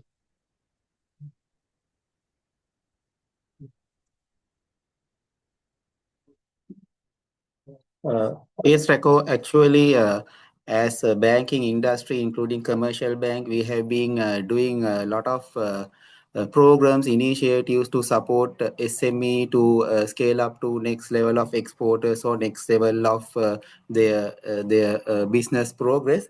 But we have been doing a lot of programs with a lot of institutions, EDB, IDB, central bank, and various other stakeholders. But we have seen when we are trying to graduate SMEs to export level, there are many challenges. Most of these exporters remain as indirect exporters because you know why? There are various quality issues in various geographical market. If you trying to export to USA, there will be set of quality controls you have to do. Then European market, there's a different set of quality control. Then Australia, Asia, Japan, there are various quality controls and expectations expected by those buyers in those countries. So most of the SMEs are like they don't have capital to do these quality checks and ensure quality and this quality accessing to those quality controls are very expensive also. And also the other thing is the scale of production is not there to meet the expectation of the international market. So what we have been doing as a banking industry is trying to connect those indirect SME exporters to an export company, direct exporting company, and gradually groom them, their products, the quality, the scaling of production, and giving various insights of exports like what Lorian mentioned previously. We are trying to graduate them and giving them awareness how to do exports and what are the terms, how to mitigate risk and all. So various initiatives are there to graduate them. So it will be a journey. You can't do it overnight. It will be a journey in developing these SMEs to next level to become indirect exporters to a main exporting company. Thanks, Raghu. Thank you, Malika. I think very important insight he has mentioned. Like exporters are dependent. End of the day, the proceeds. Proceeds come with the quality good, on time delivery, and the controls by the different countries. Yes, very valid questions. A very valid answer also. And I would like to continue with our discussion. I would like to again come to our NCGIL Chief Executive Officer, Mr. Jude Fernando. And you mentioned there are some new products you are going to introduce. And I would like to ask any priority sectors forecasting by the NCGI to benefit of the existing or potential exporters? What do you expect from the priority sector, you mean? Exactly. If you Over to look at Mr. Fernand. if you look at the program, in the program there are some priority sectors, IT, but that IT too has when you say IT, it's definitely export. We look at the IT through exports, so that is something to something connected with the exports, and even agriculture in Sri Lankan. Most of the products in Sri Lankan's export products are based on agri-based industries, and then tourism also, in which a business which brings foreign exchange to the country. So then in overall, export itself, any type of exports are a private sectors for the program, apart from women owned and environmentally friendly. So as I said in my previous comment, we have already, so those are the priority sectors where we will introduce value-added products for covering each sector in time to come. We have already done for exports. We have already done for women, and we have already done for environmentally friendly businesses.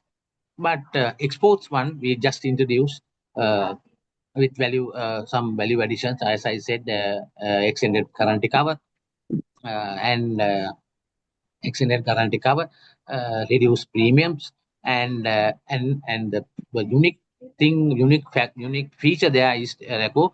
Under the program, generally term loans are only accommodated for guarantees. But here, what we did was looking at the need of the business, looking at the need of the exporters, where they need short-term financing, less than 1 year repayment, which is the benchmark of this program.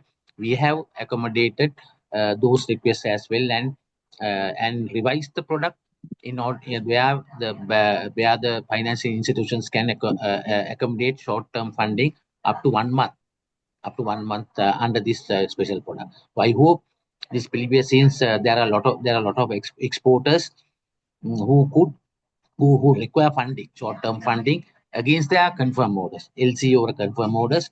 I hope this product will be attractive, and so it is something which has to be arranged quickly, and rather than waiting for mortgages and security. So NCGI guarantee export guarantee for exporters will be a good comfort to the comfort to both the financial institutions as well as exporters. That is our sincere hope. But apart from that, those other two products like IT, agri, for which also we are hoping to introduce value additions. Like value addition means simply two basic things we will be definitely doing.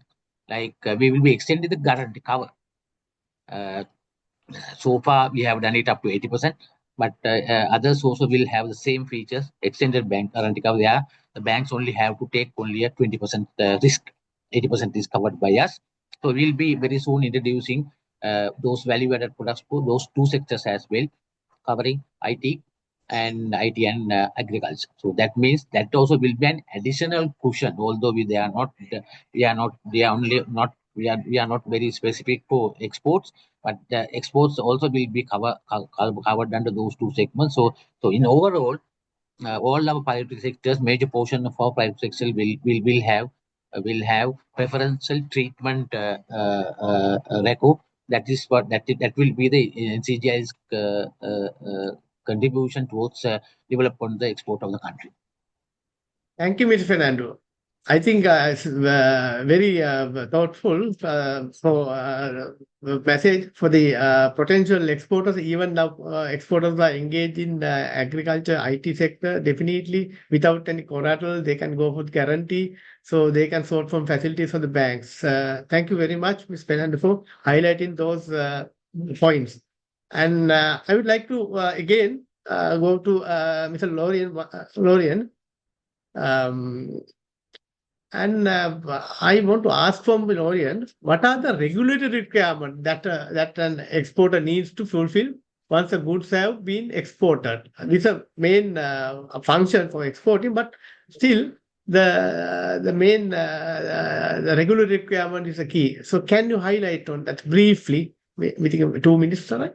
Yeah. Thank you. So Yes, so the regulatory requirements really, the regulators imposed this requirement commencing 2021 October. So that is mainly because in order to make sure we get the monies back to the country, we repatriate the dollars that are dollars or what are the foreign currency that is exported out of the country for it to be brought back to the country and making sure the commodities are paid for. So in order to have that, now there was a recent amendment to that circular that was in effective from June 2026, which says every exporter of goods, merchandise needs to repatriate the export proceeds within 180 days from the date of exports. So that means you need to make sure the terms that you give to an exporter doesn't exceed a 180-day period. So that maybe if you're giving a credit term, it can be a maximum period of 180 days, or you can bring it down to 90 days, or maybe 30 days, or 60 days, or even at site basis. So no sooner you ship out, you have the banks are supposed to monitor, or if it's only channeled through a bank, the bank gets to know when is the payment due and when the money needs to come. But if it's on open terms, the client will have to make sure that he gets into agreement that the monies are being sent to him before 180 days from his, or no, before 180 days from his date of export. So this, the banks will only monitor that open account transaction. Only when we get the remittance, we check with the customer's documents, the bills of lading, to make sure whether remittance has come within the period of 180 days. So then there are some collective actions that the regulator has told if the monies don't come on time, but the bank should do. So we make sure that the monies are not retained in the foreign currency, immediately converted to Sri Lanka rupees if it exceeds the 180 days period, or if it comes before 180 days, the regulators have instructed that the exporter can retain the money for 1 month and convert it on the 10th of the following month, provided he has no commitments. So when you say commitments, now the client, the exporter can say that I have a loan commitment that is falling due on the following month. So in that instance, we can retain that foreign currency until the last date of the following month. So just say, for example, you get the remittance in June, and by July 10th, you are supposed to convert it. So if you come to the bank and say, no, I have a commitment, I have a loan to be settled on the 25th of July.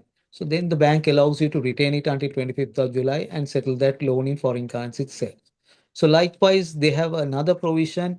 If you have an import to be made for your exports, just say you are exporting a particular commodity and there are some raw materials that you have to import for that export, that also is allowed for you to be retained until the following month, until the 30th of the following month. So this leeway the regulator has given.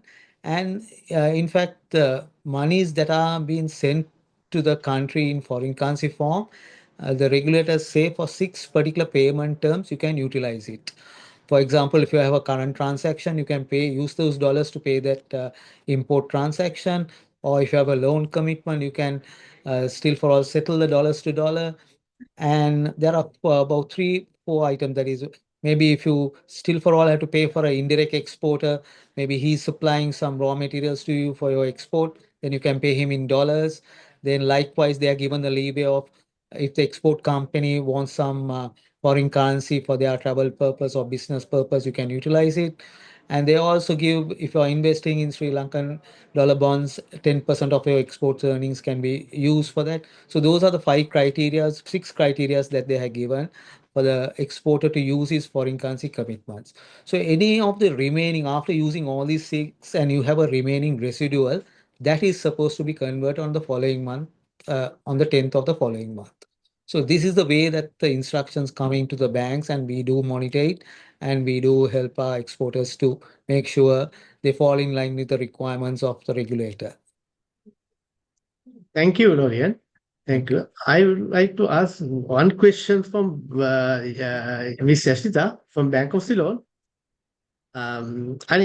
Everything is under risk basically. As a lending part, financial also having a risk. Also, investor also has a risk. can you elaborate on what are the risks involved in this export transaction? Very briefly, very short, within 1 or 2 minutes. Can you explain? Actually, when it comes to international trade, there are several risks actually faced by those who participate in international trade. And when it comes to exporters, particularly, they face risks such as foreign exchange risk. Actually, that kind of risk I have already explained. And the other risks are they confronted with country risks, shipping risks, credit risks, and compliance risks, all that kind of things. Actually, I will explain what is it mean by country risks. It is mean by the risk involved with the country of a importer when it comes to export. For example, we can take in this present day scenario, you will see there are countries which involved with wars and currency crisis, economic crisis, like that. So there will be risks involved when export a consignment to those countries, because that will exposure you to unnecessary credit risk. That exporter will in doubt whether they can have a payment for the consignment they exported. Other than that, the exporters will confront with shipping risk. That means when you ship something, there may be something happen to your cargo. That also a risk for the exporters. That can be mitigated by obtaining insurance policies and all. And other than that, there is a credit risk also. That is not normally with payment terms like LCs, but if an exporter do their transactions on collection terms or open account terms, normally they have to consider the buyer's risk. To mitigate that kind of risk, the exporters can request buyer's report from the bank. So we can help as banks, we can help them to assess the buyers of the exporters. And other than that, there is compliance risk. I think it's already explained by Mr. Lorraine. So that is the risk involved in international trade. So finally, what I can say is we can mitigate those risks by proper evaluating and taking necessary guidance. Yeah, thank you, Esther. I think we discussed a lot of an export sector. I think our time is running. I would like to give 1 minute. If any volunteer, anything we miss, we want to give some important message to the exporters. If available, can you give? I will give the 1 minute. Anyone can answer, or otherwise we'll wrap up.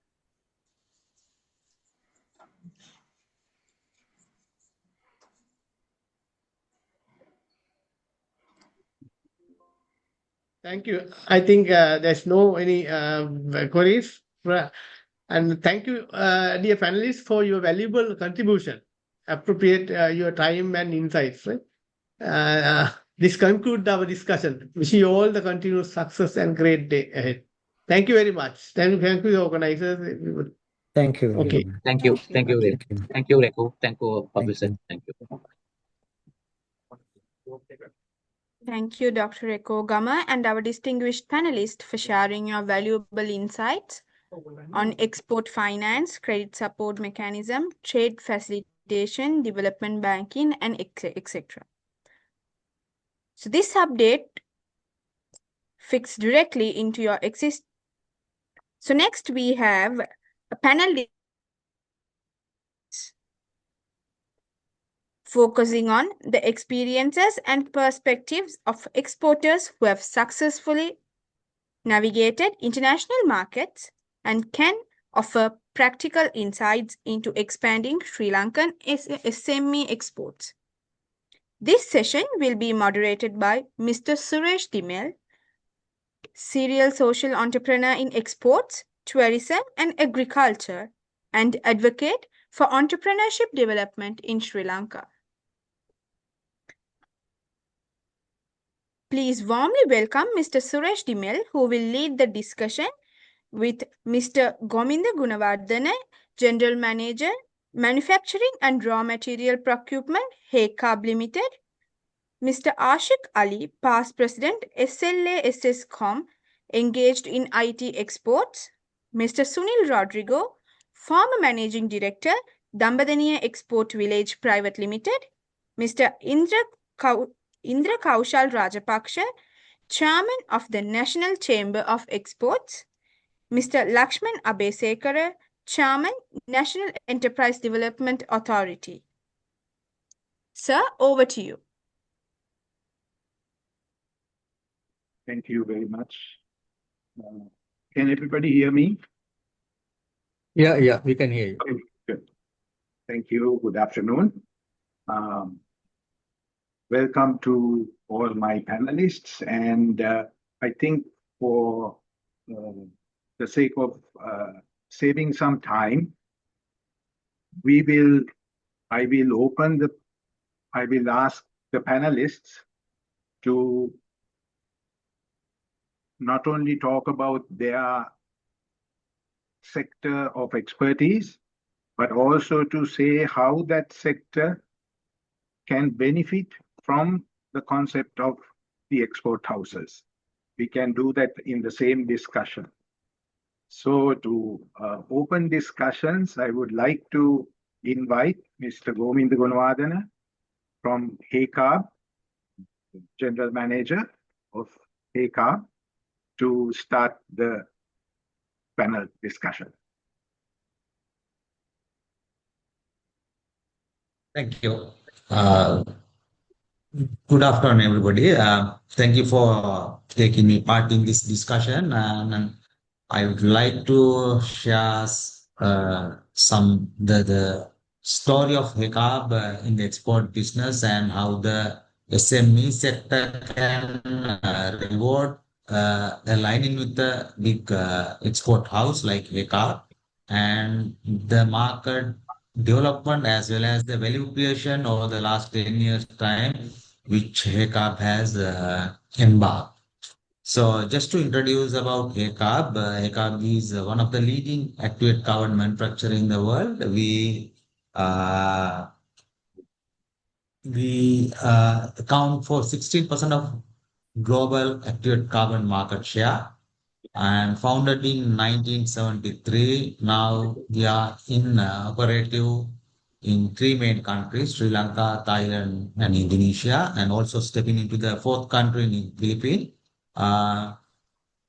Over the past 50 years time, HECAB evolved with a lot of innovations and technical expertise, and all HECAB developments and innovations are in-house grown and in-house developed, and no foreign collaboration or expertise coming in, all developed in-house.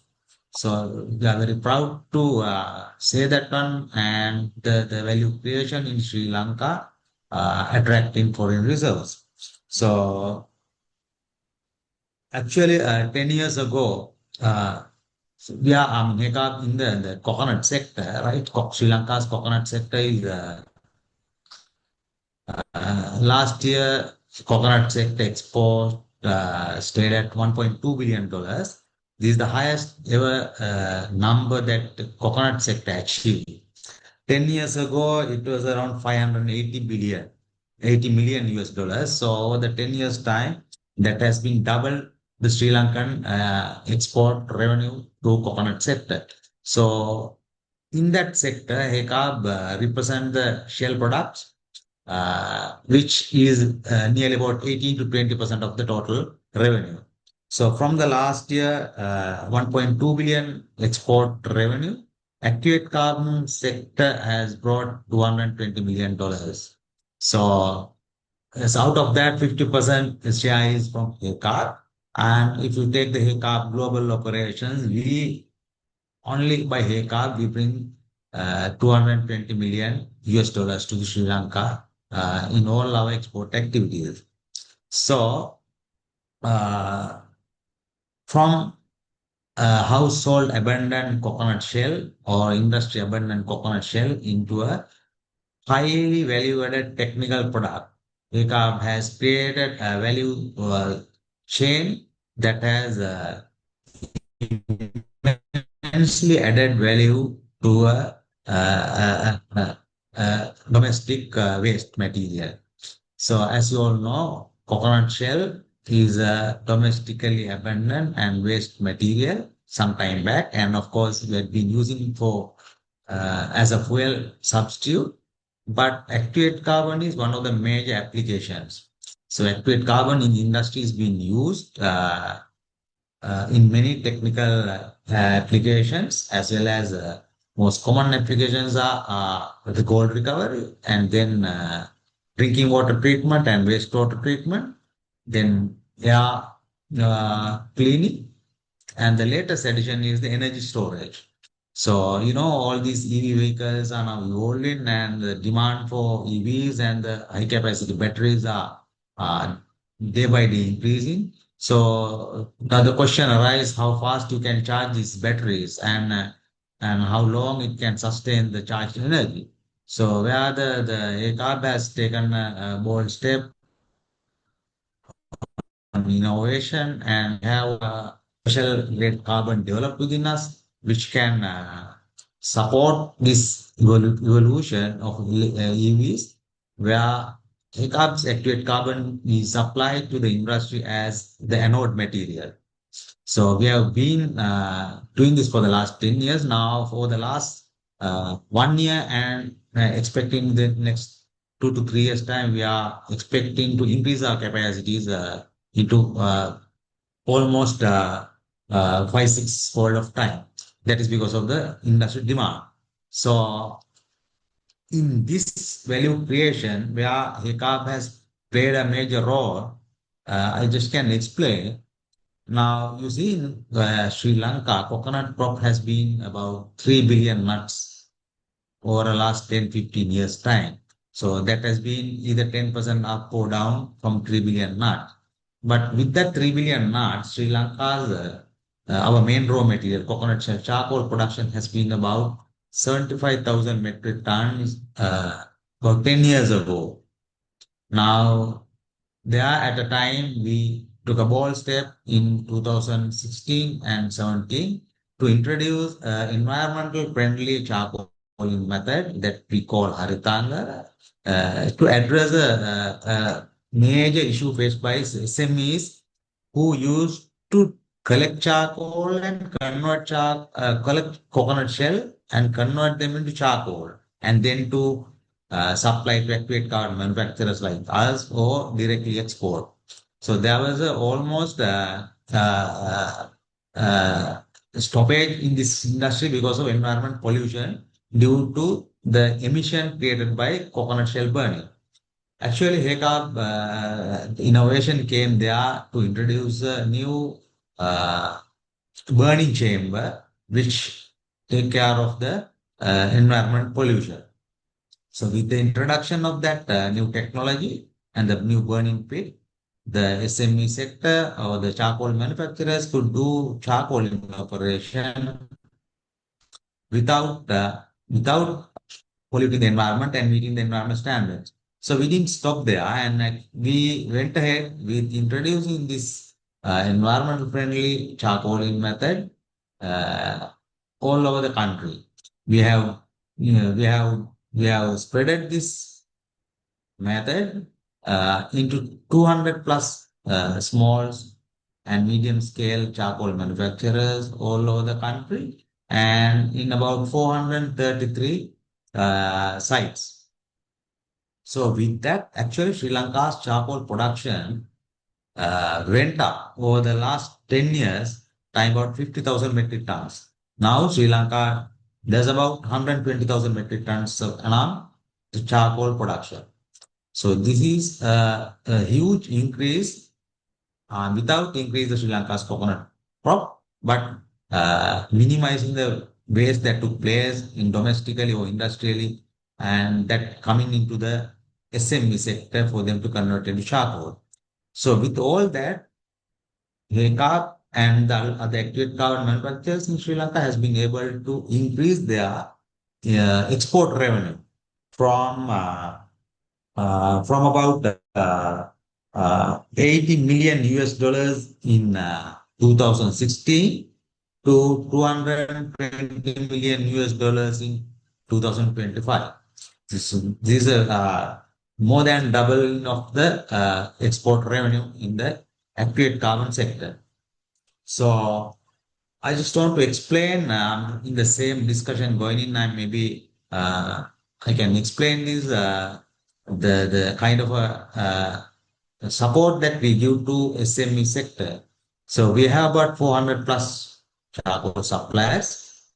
So we have given them necessary technical support for them to start coconut shell charcoaling or burning coconut shells, and also necessary financial support for them to start their or the fabricate their burning chambers, and also guarantee the uh, assurance that we purchase their whatever production.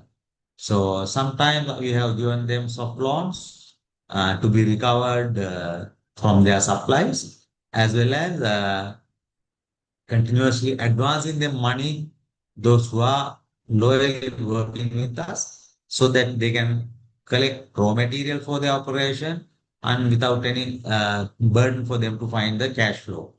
So we have now about 400 plus small and medium sized suppliers who have been supplying charcoal to us, and once they bring their supplies to us, actually our payments are on the spot within 2 to 3 hours time. We do a payments, or sometimes we do the advance, so that they just don't have to come to even our factories. They just send the material through their trucks, or we send our trucks if they do not find their own trucks to send us, and the payments are taken care as, and also of the product. And this sector is a more of a unregulated industry, but we stepped in and made them aware, given them understanding and the importance of the quality control. And once they supply to export industry, the importance of the consistency and the quality of material, as well as they are adhering to the standards, as well as OSHAs, like safety housekeeping standards, that which is demanded by our suppliers. So all those actually has been penetrated down to the penetrate down to the first steps of the supply chain. So that's part I think as a major important, because whatever the big players or the export companies standards is penetrating into the small and medium scale supply levels, because finally at the end of the day there was a people, they need to have their quality of working environment and environmental protection, as well as the safety of operation. So we have educated our suppliers, we have given the necessary awareness, we have given them necessary facilities for them to improve. So I think this is a example of only one industry, and sector of industry. I mean, from the coconut sector, activate carbon is the one sector only. So there are many other products that's being done in the coconut sector.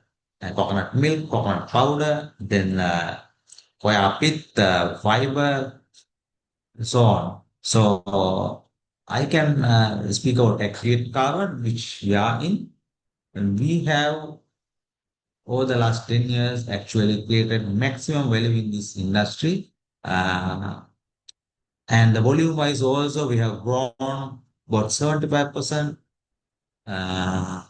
from 2016 to 2026 now.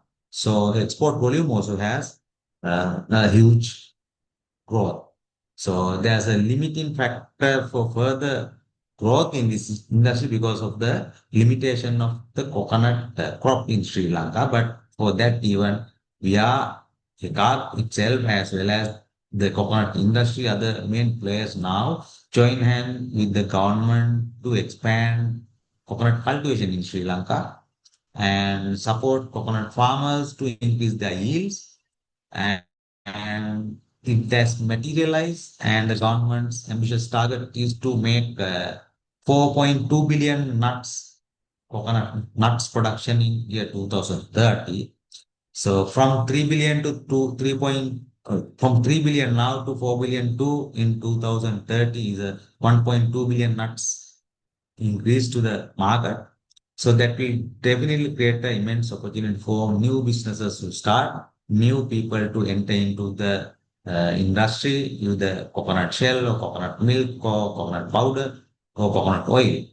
So the export houses like us, what we can do is we can ensure while we grow in our volumes and all small and medium scales manufacturers to have avenue for them to supply their products. We do a value addition, like if you take a coconut shell charcoal per metric ton, if you export or if you sell it out, maybe you say $1,000 value, but when you convert it to activate carbon, you can sell it at $1,750 or $2,000. It's about doubling your value. So it's a value addition here. So we encourage all SMEs to connect with the major export house, or maybe they can do direct exports after value addition. But they can start with already established export houses who are doing exports at the moment and get their processes and operations aligned to the required standards and quality parameters so that they will be a very recognized manufacturer who can later maybe have their own way of exports. So I think I explained how HECAP had been doing this and the supports given to the industry. And if you have any further questions, I can answer. Thank you very much, Mr. Govind. Mr. Suresh? I think you have given a very comprehensive explanation, and I think it's the economies of scale that have made you a powerful export house, actually, on your own. And so the way that SMEs could collaborate with you, you mentioned, they can start supplying HECAP and develop their scale or tap into the scale that you're in. So thank you very much for that insight into your industry. Now I would like to invite Mr. Sunil Rodrigo, who is the CEO of the Export Processing Village in Dambadeniya, which I believe was started in 1981. Mr. Sunil, please. Yes. It was started by Honorable Mr. Athurat Mudali. Yes. Close to the time that the EDB started as well. So, Mr. Rodrigo, you can describe the functioning of the export processing village as well as tell us how an export house can support the export processing villages. And if you can keep your presentation to 5 minutes, we'll appreciate it for the sake of time. Thank you very much. Thank you, and appreciate the given opportunity. I think Mr. Govind from HECAP has. Can you hear me? Yes. Yeah, given a very good elaborated detailed workout about the role of the export house. And apart from that, it is missing is only the export village. The export village concept, other than creating a lot of entrepreneurs in and around what we have done. Our experience is we function as Damadeniya Export Village. It is a women-led organization. They are the main item was the eco packaging, what we have given to the private sector users, mainly the Stetson Biofood, to market their tea in a value-added product. But not only the value-added product, it gives them a very good story, because most of them, they are that products which packed in the packages of the Damadeniya Export Village, and very well sold throughout the global fair trade stalls. So it achieved a better price than the normal price because of the story given by the export village. So that is one of the advantage the export villages, if we establish, we can achieve not only the product, but the story behind that the export house owners can be marketed when they are selling their product. That is also there. And not only that, the agro products, we started similar product, the Kiriala, for CBL. For at that time, there was no growers of Kiriala in Sri Lanka, apart from here and there, they just doing it at the home plots.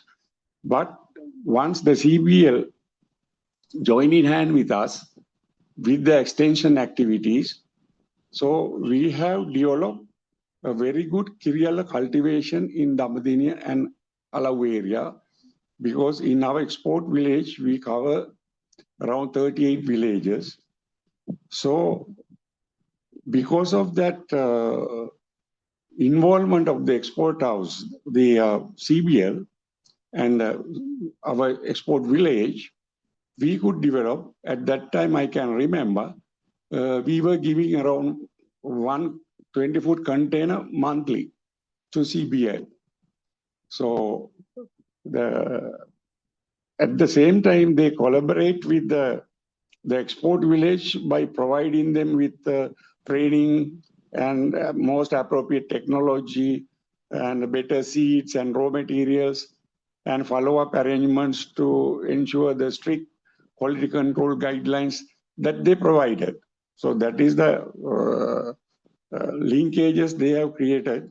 But as a result, they got very good quality agro products. That is my experience. At the same way, there was a time where the coconut is very, very scarce. And so we have started a similar program with the silver mill, providing them with coconut. So those are the two experiences I have as an export house linkage activity, but it has created us a lot of money for the villages, for the shareholders, mostly the women. So it benefited very heavily to develop the local economic development activities. So if we are going to have these export villages, there are a lot of things we can learn from Mr. Gominda's explanation. I mean the HACAP, because it was a lot of things are there to learn. So we can create export villages along with that concept given by Mr. Gominda, and ensure the export houses to get their supply lines, supply chains, because the export houses cannot do value addition unless to give them a very clean product, quality clean product for the agro exporters. So that can be created, but it should be created regionally. As an example, if we take Anuradhapura, so there are a lot of agro products, not only the paddy, there is lot of agro products are being used by the exporters. For fruits, the mango, papaya, and lot agro products. So then the best thing to start up is to have these export villages in a place where you can get their demand products from the grassroots level, where the villages are growing the products need for that value addition for the export houses. I think it's a very good concept, but export houses should be linked with export villages. The export village can be set up with the guidance of the export houses, maybe as a part of their wing, separate wing for their export houses in a secure place where they can, with the road facilities, access roads and things like that. So we have access to the villages as well. So then I think it will be a very good idea and very good concept we can create to make a value addition for the village producers, taking them into the value chain as an important stakeholder for the value chain.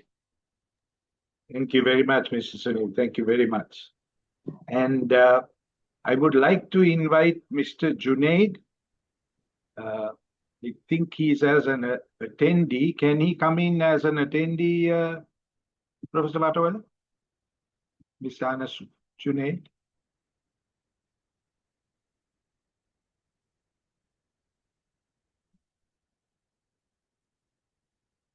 He's on the attendee list. Is there? Yeah. Can he come in to? Yeah, he can come. Only thing is, if he can put his hand up, then I can take him in, you know. Yeah. Right. Yeah, there he is. Let me see. Right. Okay.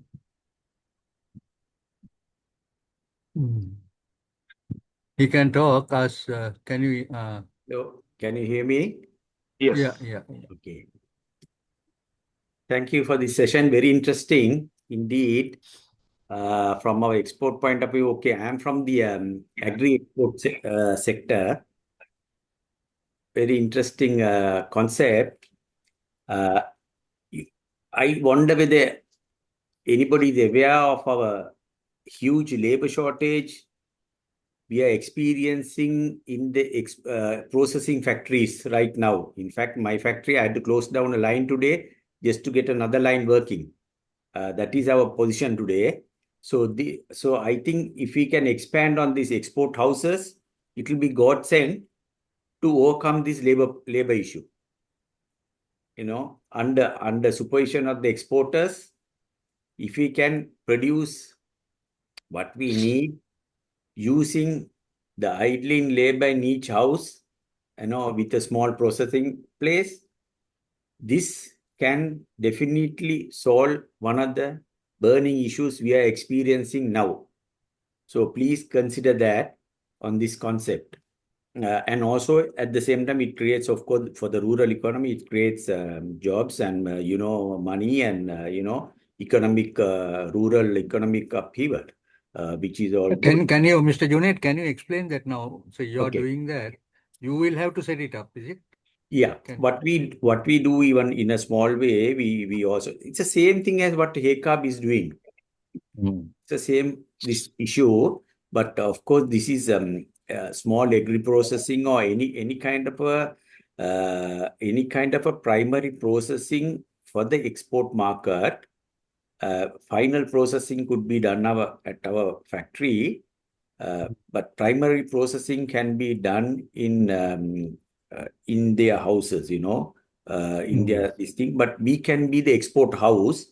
So export house will have small arms, you know, same concept as HECAB doing it. I think that's a godsend to save this industry from labor shortage. We are having experienced a huge problem with labor now. You know, we don't have people to work. Nobody's coming. How much you pay?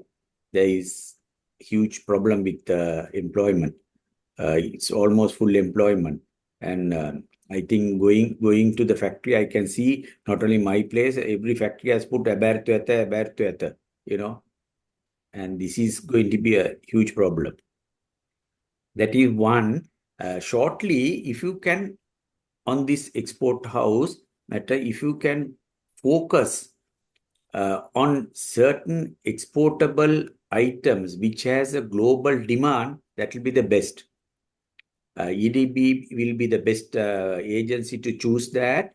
If you can focus which has a good exportable demand for the global market, taking our prices, taking the competitiveness of Sri Lanka, taking the global demand, that will be a very good concept to expand the export, because we are thinking of doubling by 2030, 16 to become 13. That is a very small target. I don't think it's a big target, but certain focus activity need to be done. Mainly to expand maybe the present capacities, and also to focus on which will bring in the high net export value to Sri Lanka. That also has to be considered. High net export value. So these are the two things I think I want to give in there, please. Thank you. Thank you very much, Mr. Junaid. And also, I would like now to invite Mr. Lakshmana Besekar from NEDA to address us, please. Is he here? I can't see him. No, I don't think he's here. Not here, no? Professor, Mr. Abesekar is in participants list. Attendees. Can he put his... right, okay. Right, fine. Okay, Lakshman, done. Yeah. Can you hear me? Yeah. Yes. Thank you very much. Now, I think Mangala, our chairman of EDB, has discussed and elaborated on the plan, and Kaushal also here. I think we should be able to achieve this 36 billion export target, because we have the key players like the World Cup now, the Messi and the Mbappe are there, Kaushal and Mangal, and Suresh, Professor Vatawala.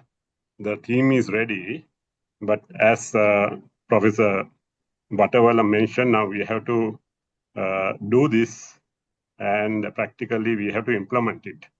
We got the confirmation from the EDB chairman, and he said that we should be able to establish these 500 export houses, and all these experienced professionals and entrepreneurs, they share their experiences. So from NEDA's point of view, we are developing the capabilities, especially now we have started a business English program for selected youth or the young entrepreneurs. On the other hand, we are now developing our staff on the branding and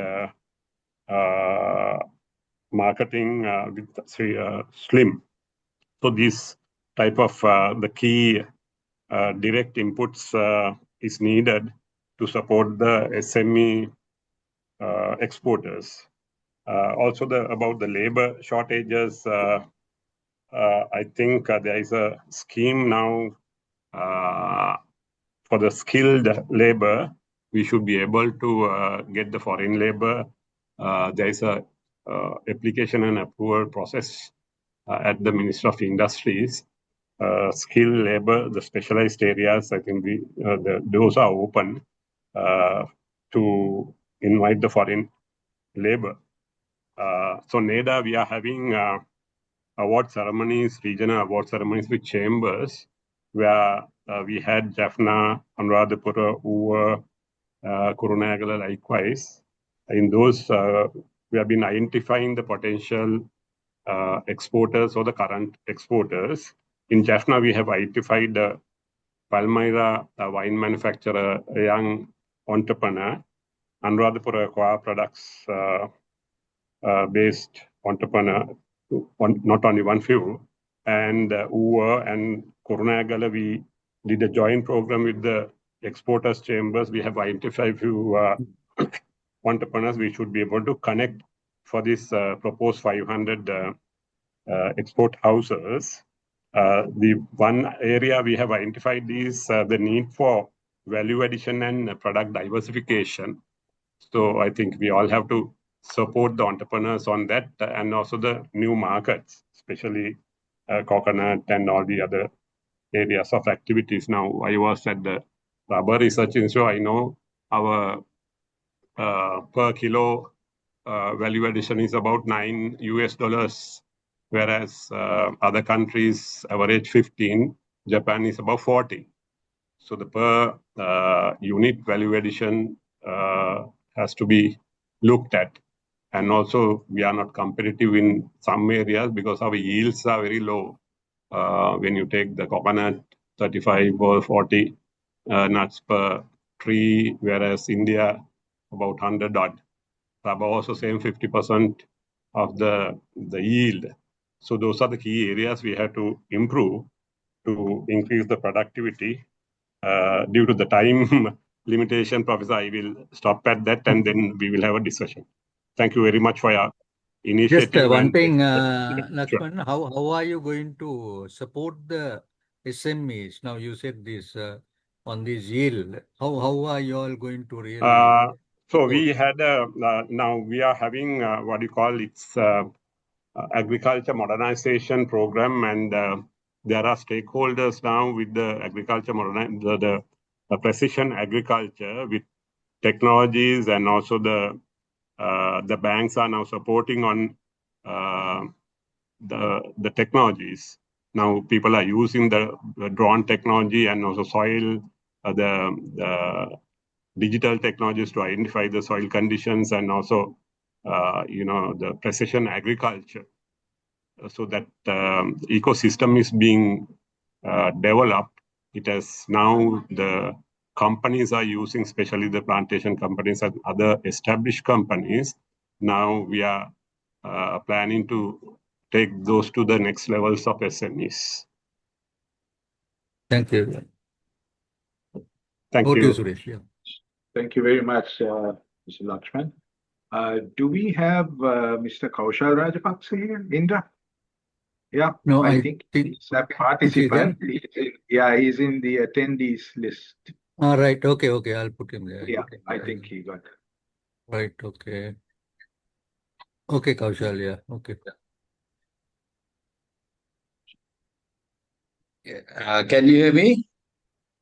Yes, Kaushal. Yeah, we can hear. Okay. Thank you very much for the opportunity, Suresh and Ms. Professor Lakshman. I have listened to all the presentations, and I'm very happy, especially the presentation made by Atula about different countries, how the export houses are contributing. So without much taking time, I will explain as to what we as the National Chamber of Exporters we are doing at the moment to contribute to the SME exporters, SME aspiring exporters, I would say. We have a special scheme called the Aspiring Export Promotion. So I would say we have basically laid down the foundation for this export house whole concept by we outreaching the suppliers to the exporters. We take our exporters to the doorstep of suppliers. So we have been doing that to the northern, we have been doing to the southern, we have been doing to Wimber, Now this month on the 22nd, we'll be there in the north. We have been doing this not alone. National Chamber of Exporters, we collaborate with NEDA, thanks to our chairman Lakshman, National Enterprise Development Authority, Export Development Board, thanks to Mangala, and IDB. Now we have a new chairman, but earlier we were very well collaborated with them. And also the SDD, the Small Development Department. So all these together, I give you an example now. The 22nd event that we are doing, it is very well supported by the Management Club of Jaffna, which is a professional management club. And all these institutions that I said, they are coming together by bringing SME people who are suppliers, who are making products. Recently, I attended the Viber event that we had, and we had about 50 suppliers with different type of products. So we went with the exporters, and the exporters were able to discuss with them and make them aware as to what sort of a packing you got to improve, what's of the quality, and so on and so forth. So this is now listening to the export house concept. This is something that we can strengthen from this whole process. And also, when I said we have laid down the foundation, what is lacking is the access to market, access to finance, and all the other logistic facilities, logistics issues. So this is something that export house can absorb and facilitate the whole gamut of issues for the SME. So having said that, now National Chamber of Exporters, not only we go for regional visits, but also parallelly we conduct training sessions. We conduct training session online and physically also. For what? Whatever the knowledge that is required for SME, we impart them with the expertise involved. That is one. Then when we talk about take into consideration the labor shortages that we have. Okay, I'll just quickly touch on that. So we gave a proposal to the president when we met them. That is through the rubber, when we represented the Rubber Products Association, SLAMA, where there are 10,000 hectares of land which are not tapped, right? So we proposed to the president, why not we use the Samurdhi people, and we in addition to what is being paid, the companies who are interested to take on the land, they will pay an additional allowance, whatever that is required. And we immediately found an investor who is prepared to take 5,000 hectares of land to do that. So this is one example. Likewise, if we can adopt that concept, I am sure we can make use of those unproductive, untapped land for especially for rubber. So as our chairman Lakshman said, in addition to growing, we have to think about how we could get the best productivity of those cultivation we have done. Whether it can happen to rubber, it can happen to whatever the agriculture varieties that is required. So this is one of the areas that is very important. At the same time, recently, when NCE, when we were discussing with the World Bank, we proposed to have the hub concept for value addition, and also the free zone which we have to bring in products at value and export. So this is what will contribute, because we are talking, the talk of the day is to increase the export basket, not only the traditional exports that we have. So for that, we got to think differently. And like other countries, why not we do value addition and export, which will bring substantial income revenue to the country. Then also, when we talk about the, again, going back to the export house, there are a lot of advantages where the SME and a startup entrepreneur cannot even think about exporting because of those issues they have, right? We got to make them very comfortable. If we do this, the export house who will take on these barriers, handle these barriers, I am sure there will be enough and more startups and entrepreneurship development will happen in Sri Lanka.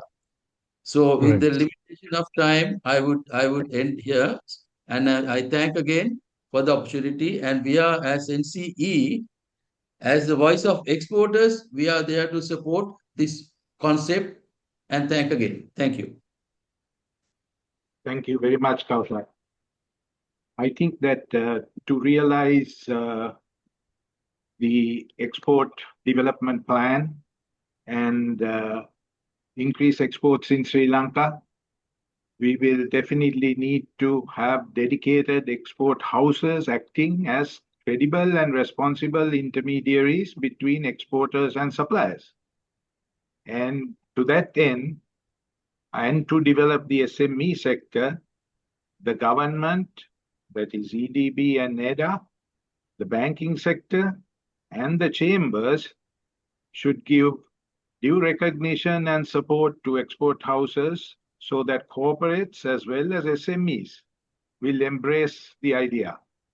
Thank you very much today for the discussion. And I don't believe there is anyone else, right, Professor? Yeah. I think we have to now finish. All spoke. Yeah. Yeah. So I'll give you the closing remarks. Thank you. Right. Right. Okay. I don't know. Rakshika, you want to? There is anything? Or can I start? Or You can start, Professor. yeah, okay. Right. Fine. Okay. Yeah. Thank you very much. I think we now come to the closing stages, and of course the time is also very short. The final was the comment to be made by the EDB and the CMA SME Development Committee, how we are really going to take forward. So I had a word with the chairman of the Export Development Board, Mr. Mangala Vijayasinghe, and he is really now wanting to take it forward, and also the comments that were made both by the National Chamber of Exporters and also NEDA shows that the government machinery and the private sector exporters are ready to go on this concept.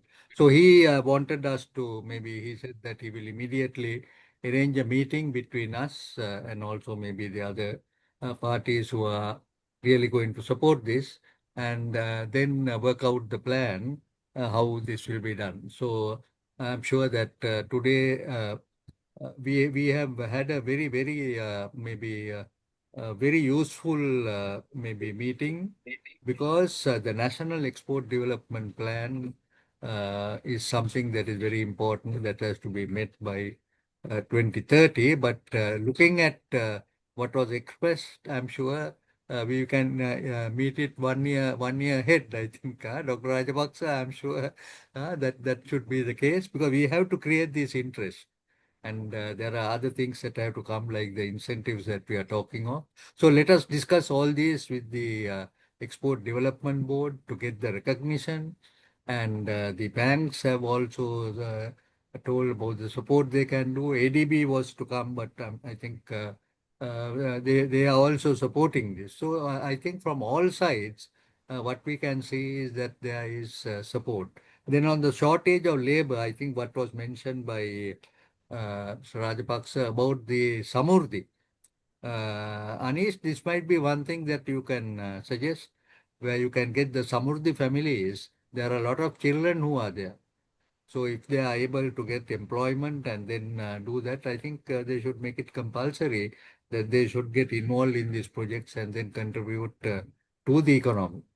So once again, let me thank everyone, all the learned speakers, because the chairman of the Export Development Board, I think he really endorsed the export houses, how we are going to connect with the SMEs, the export villages, which was a concept that was there, and the various other departments that are involved in it. Because if we can get them activated, then definitely we'll be able to meet our target. So once again, let me thank everyone, all our members, our chairman of the various committees, everyone who participated. We have, I think, come to a stage that we have taken up a very important area with the export houses, which has really made other countries come really to the top.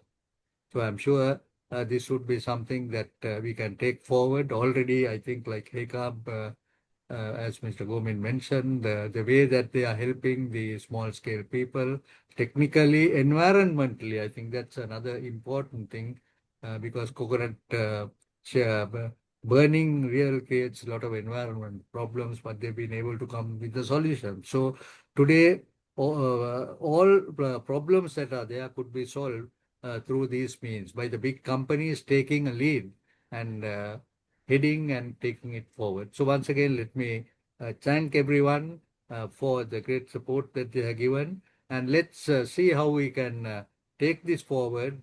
And maybe the next stage where we will have the meetings with the Export Development Board and also all our maybe the exporting companies that have supported this, so that we can make it a great success. So thank you and all the very best to everyone. And we will keep in touch with you. And I think the other area, of course, on the costing and finance, Lakshman Abhisekara mentioned, we've just put out the cost accounting standards. So we will also ensure that this will be made use of companies to become competitive, make them reduce their wastages, their pricing to be at the right competitive world pricing. So all these could be discussed, and I think we are now coming to a very good area with the export houses using their experience, their exposure, and the linkage with the companies which will take Sri Lanka to the next stage to achieve this National Export Development Plan. So thank you, and wish everyone all the very best, and look forward to connecting with you in the future. Thank you and all the best. Thank you, Professor. Thank you. Thank you. Thank you, Professor. Thank you.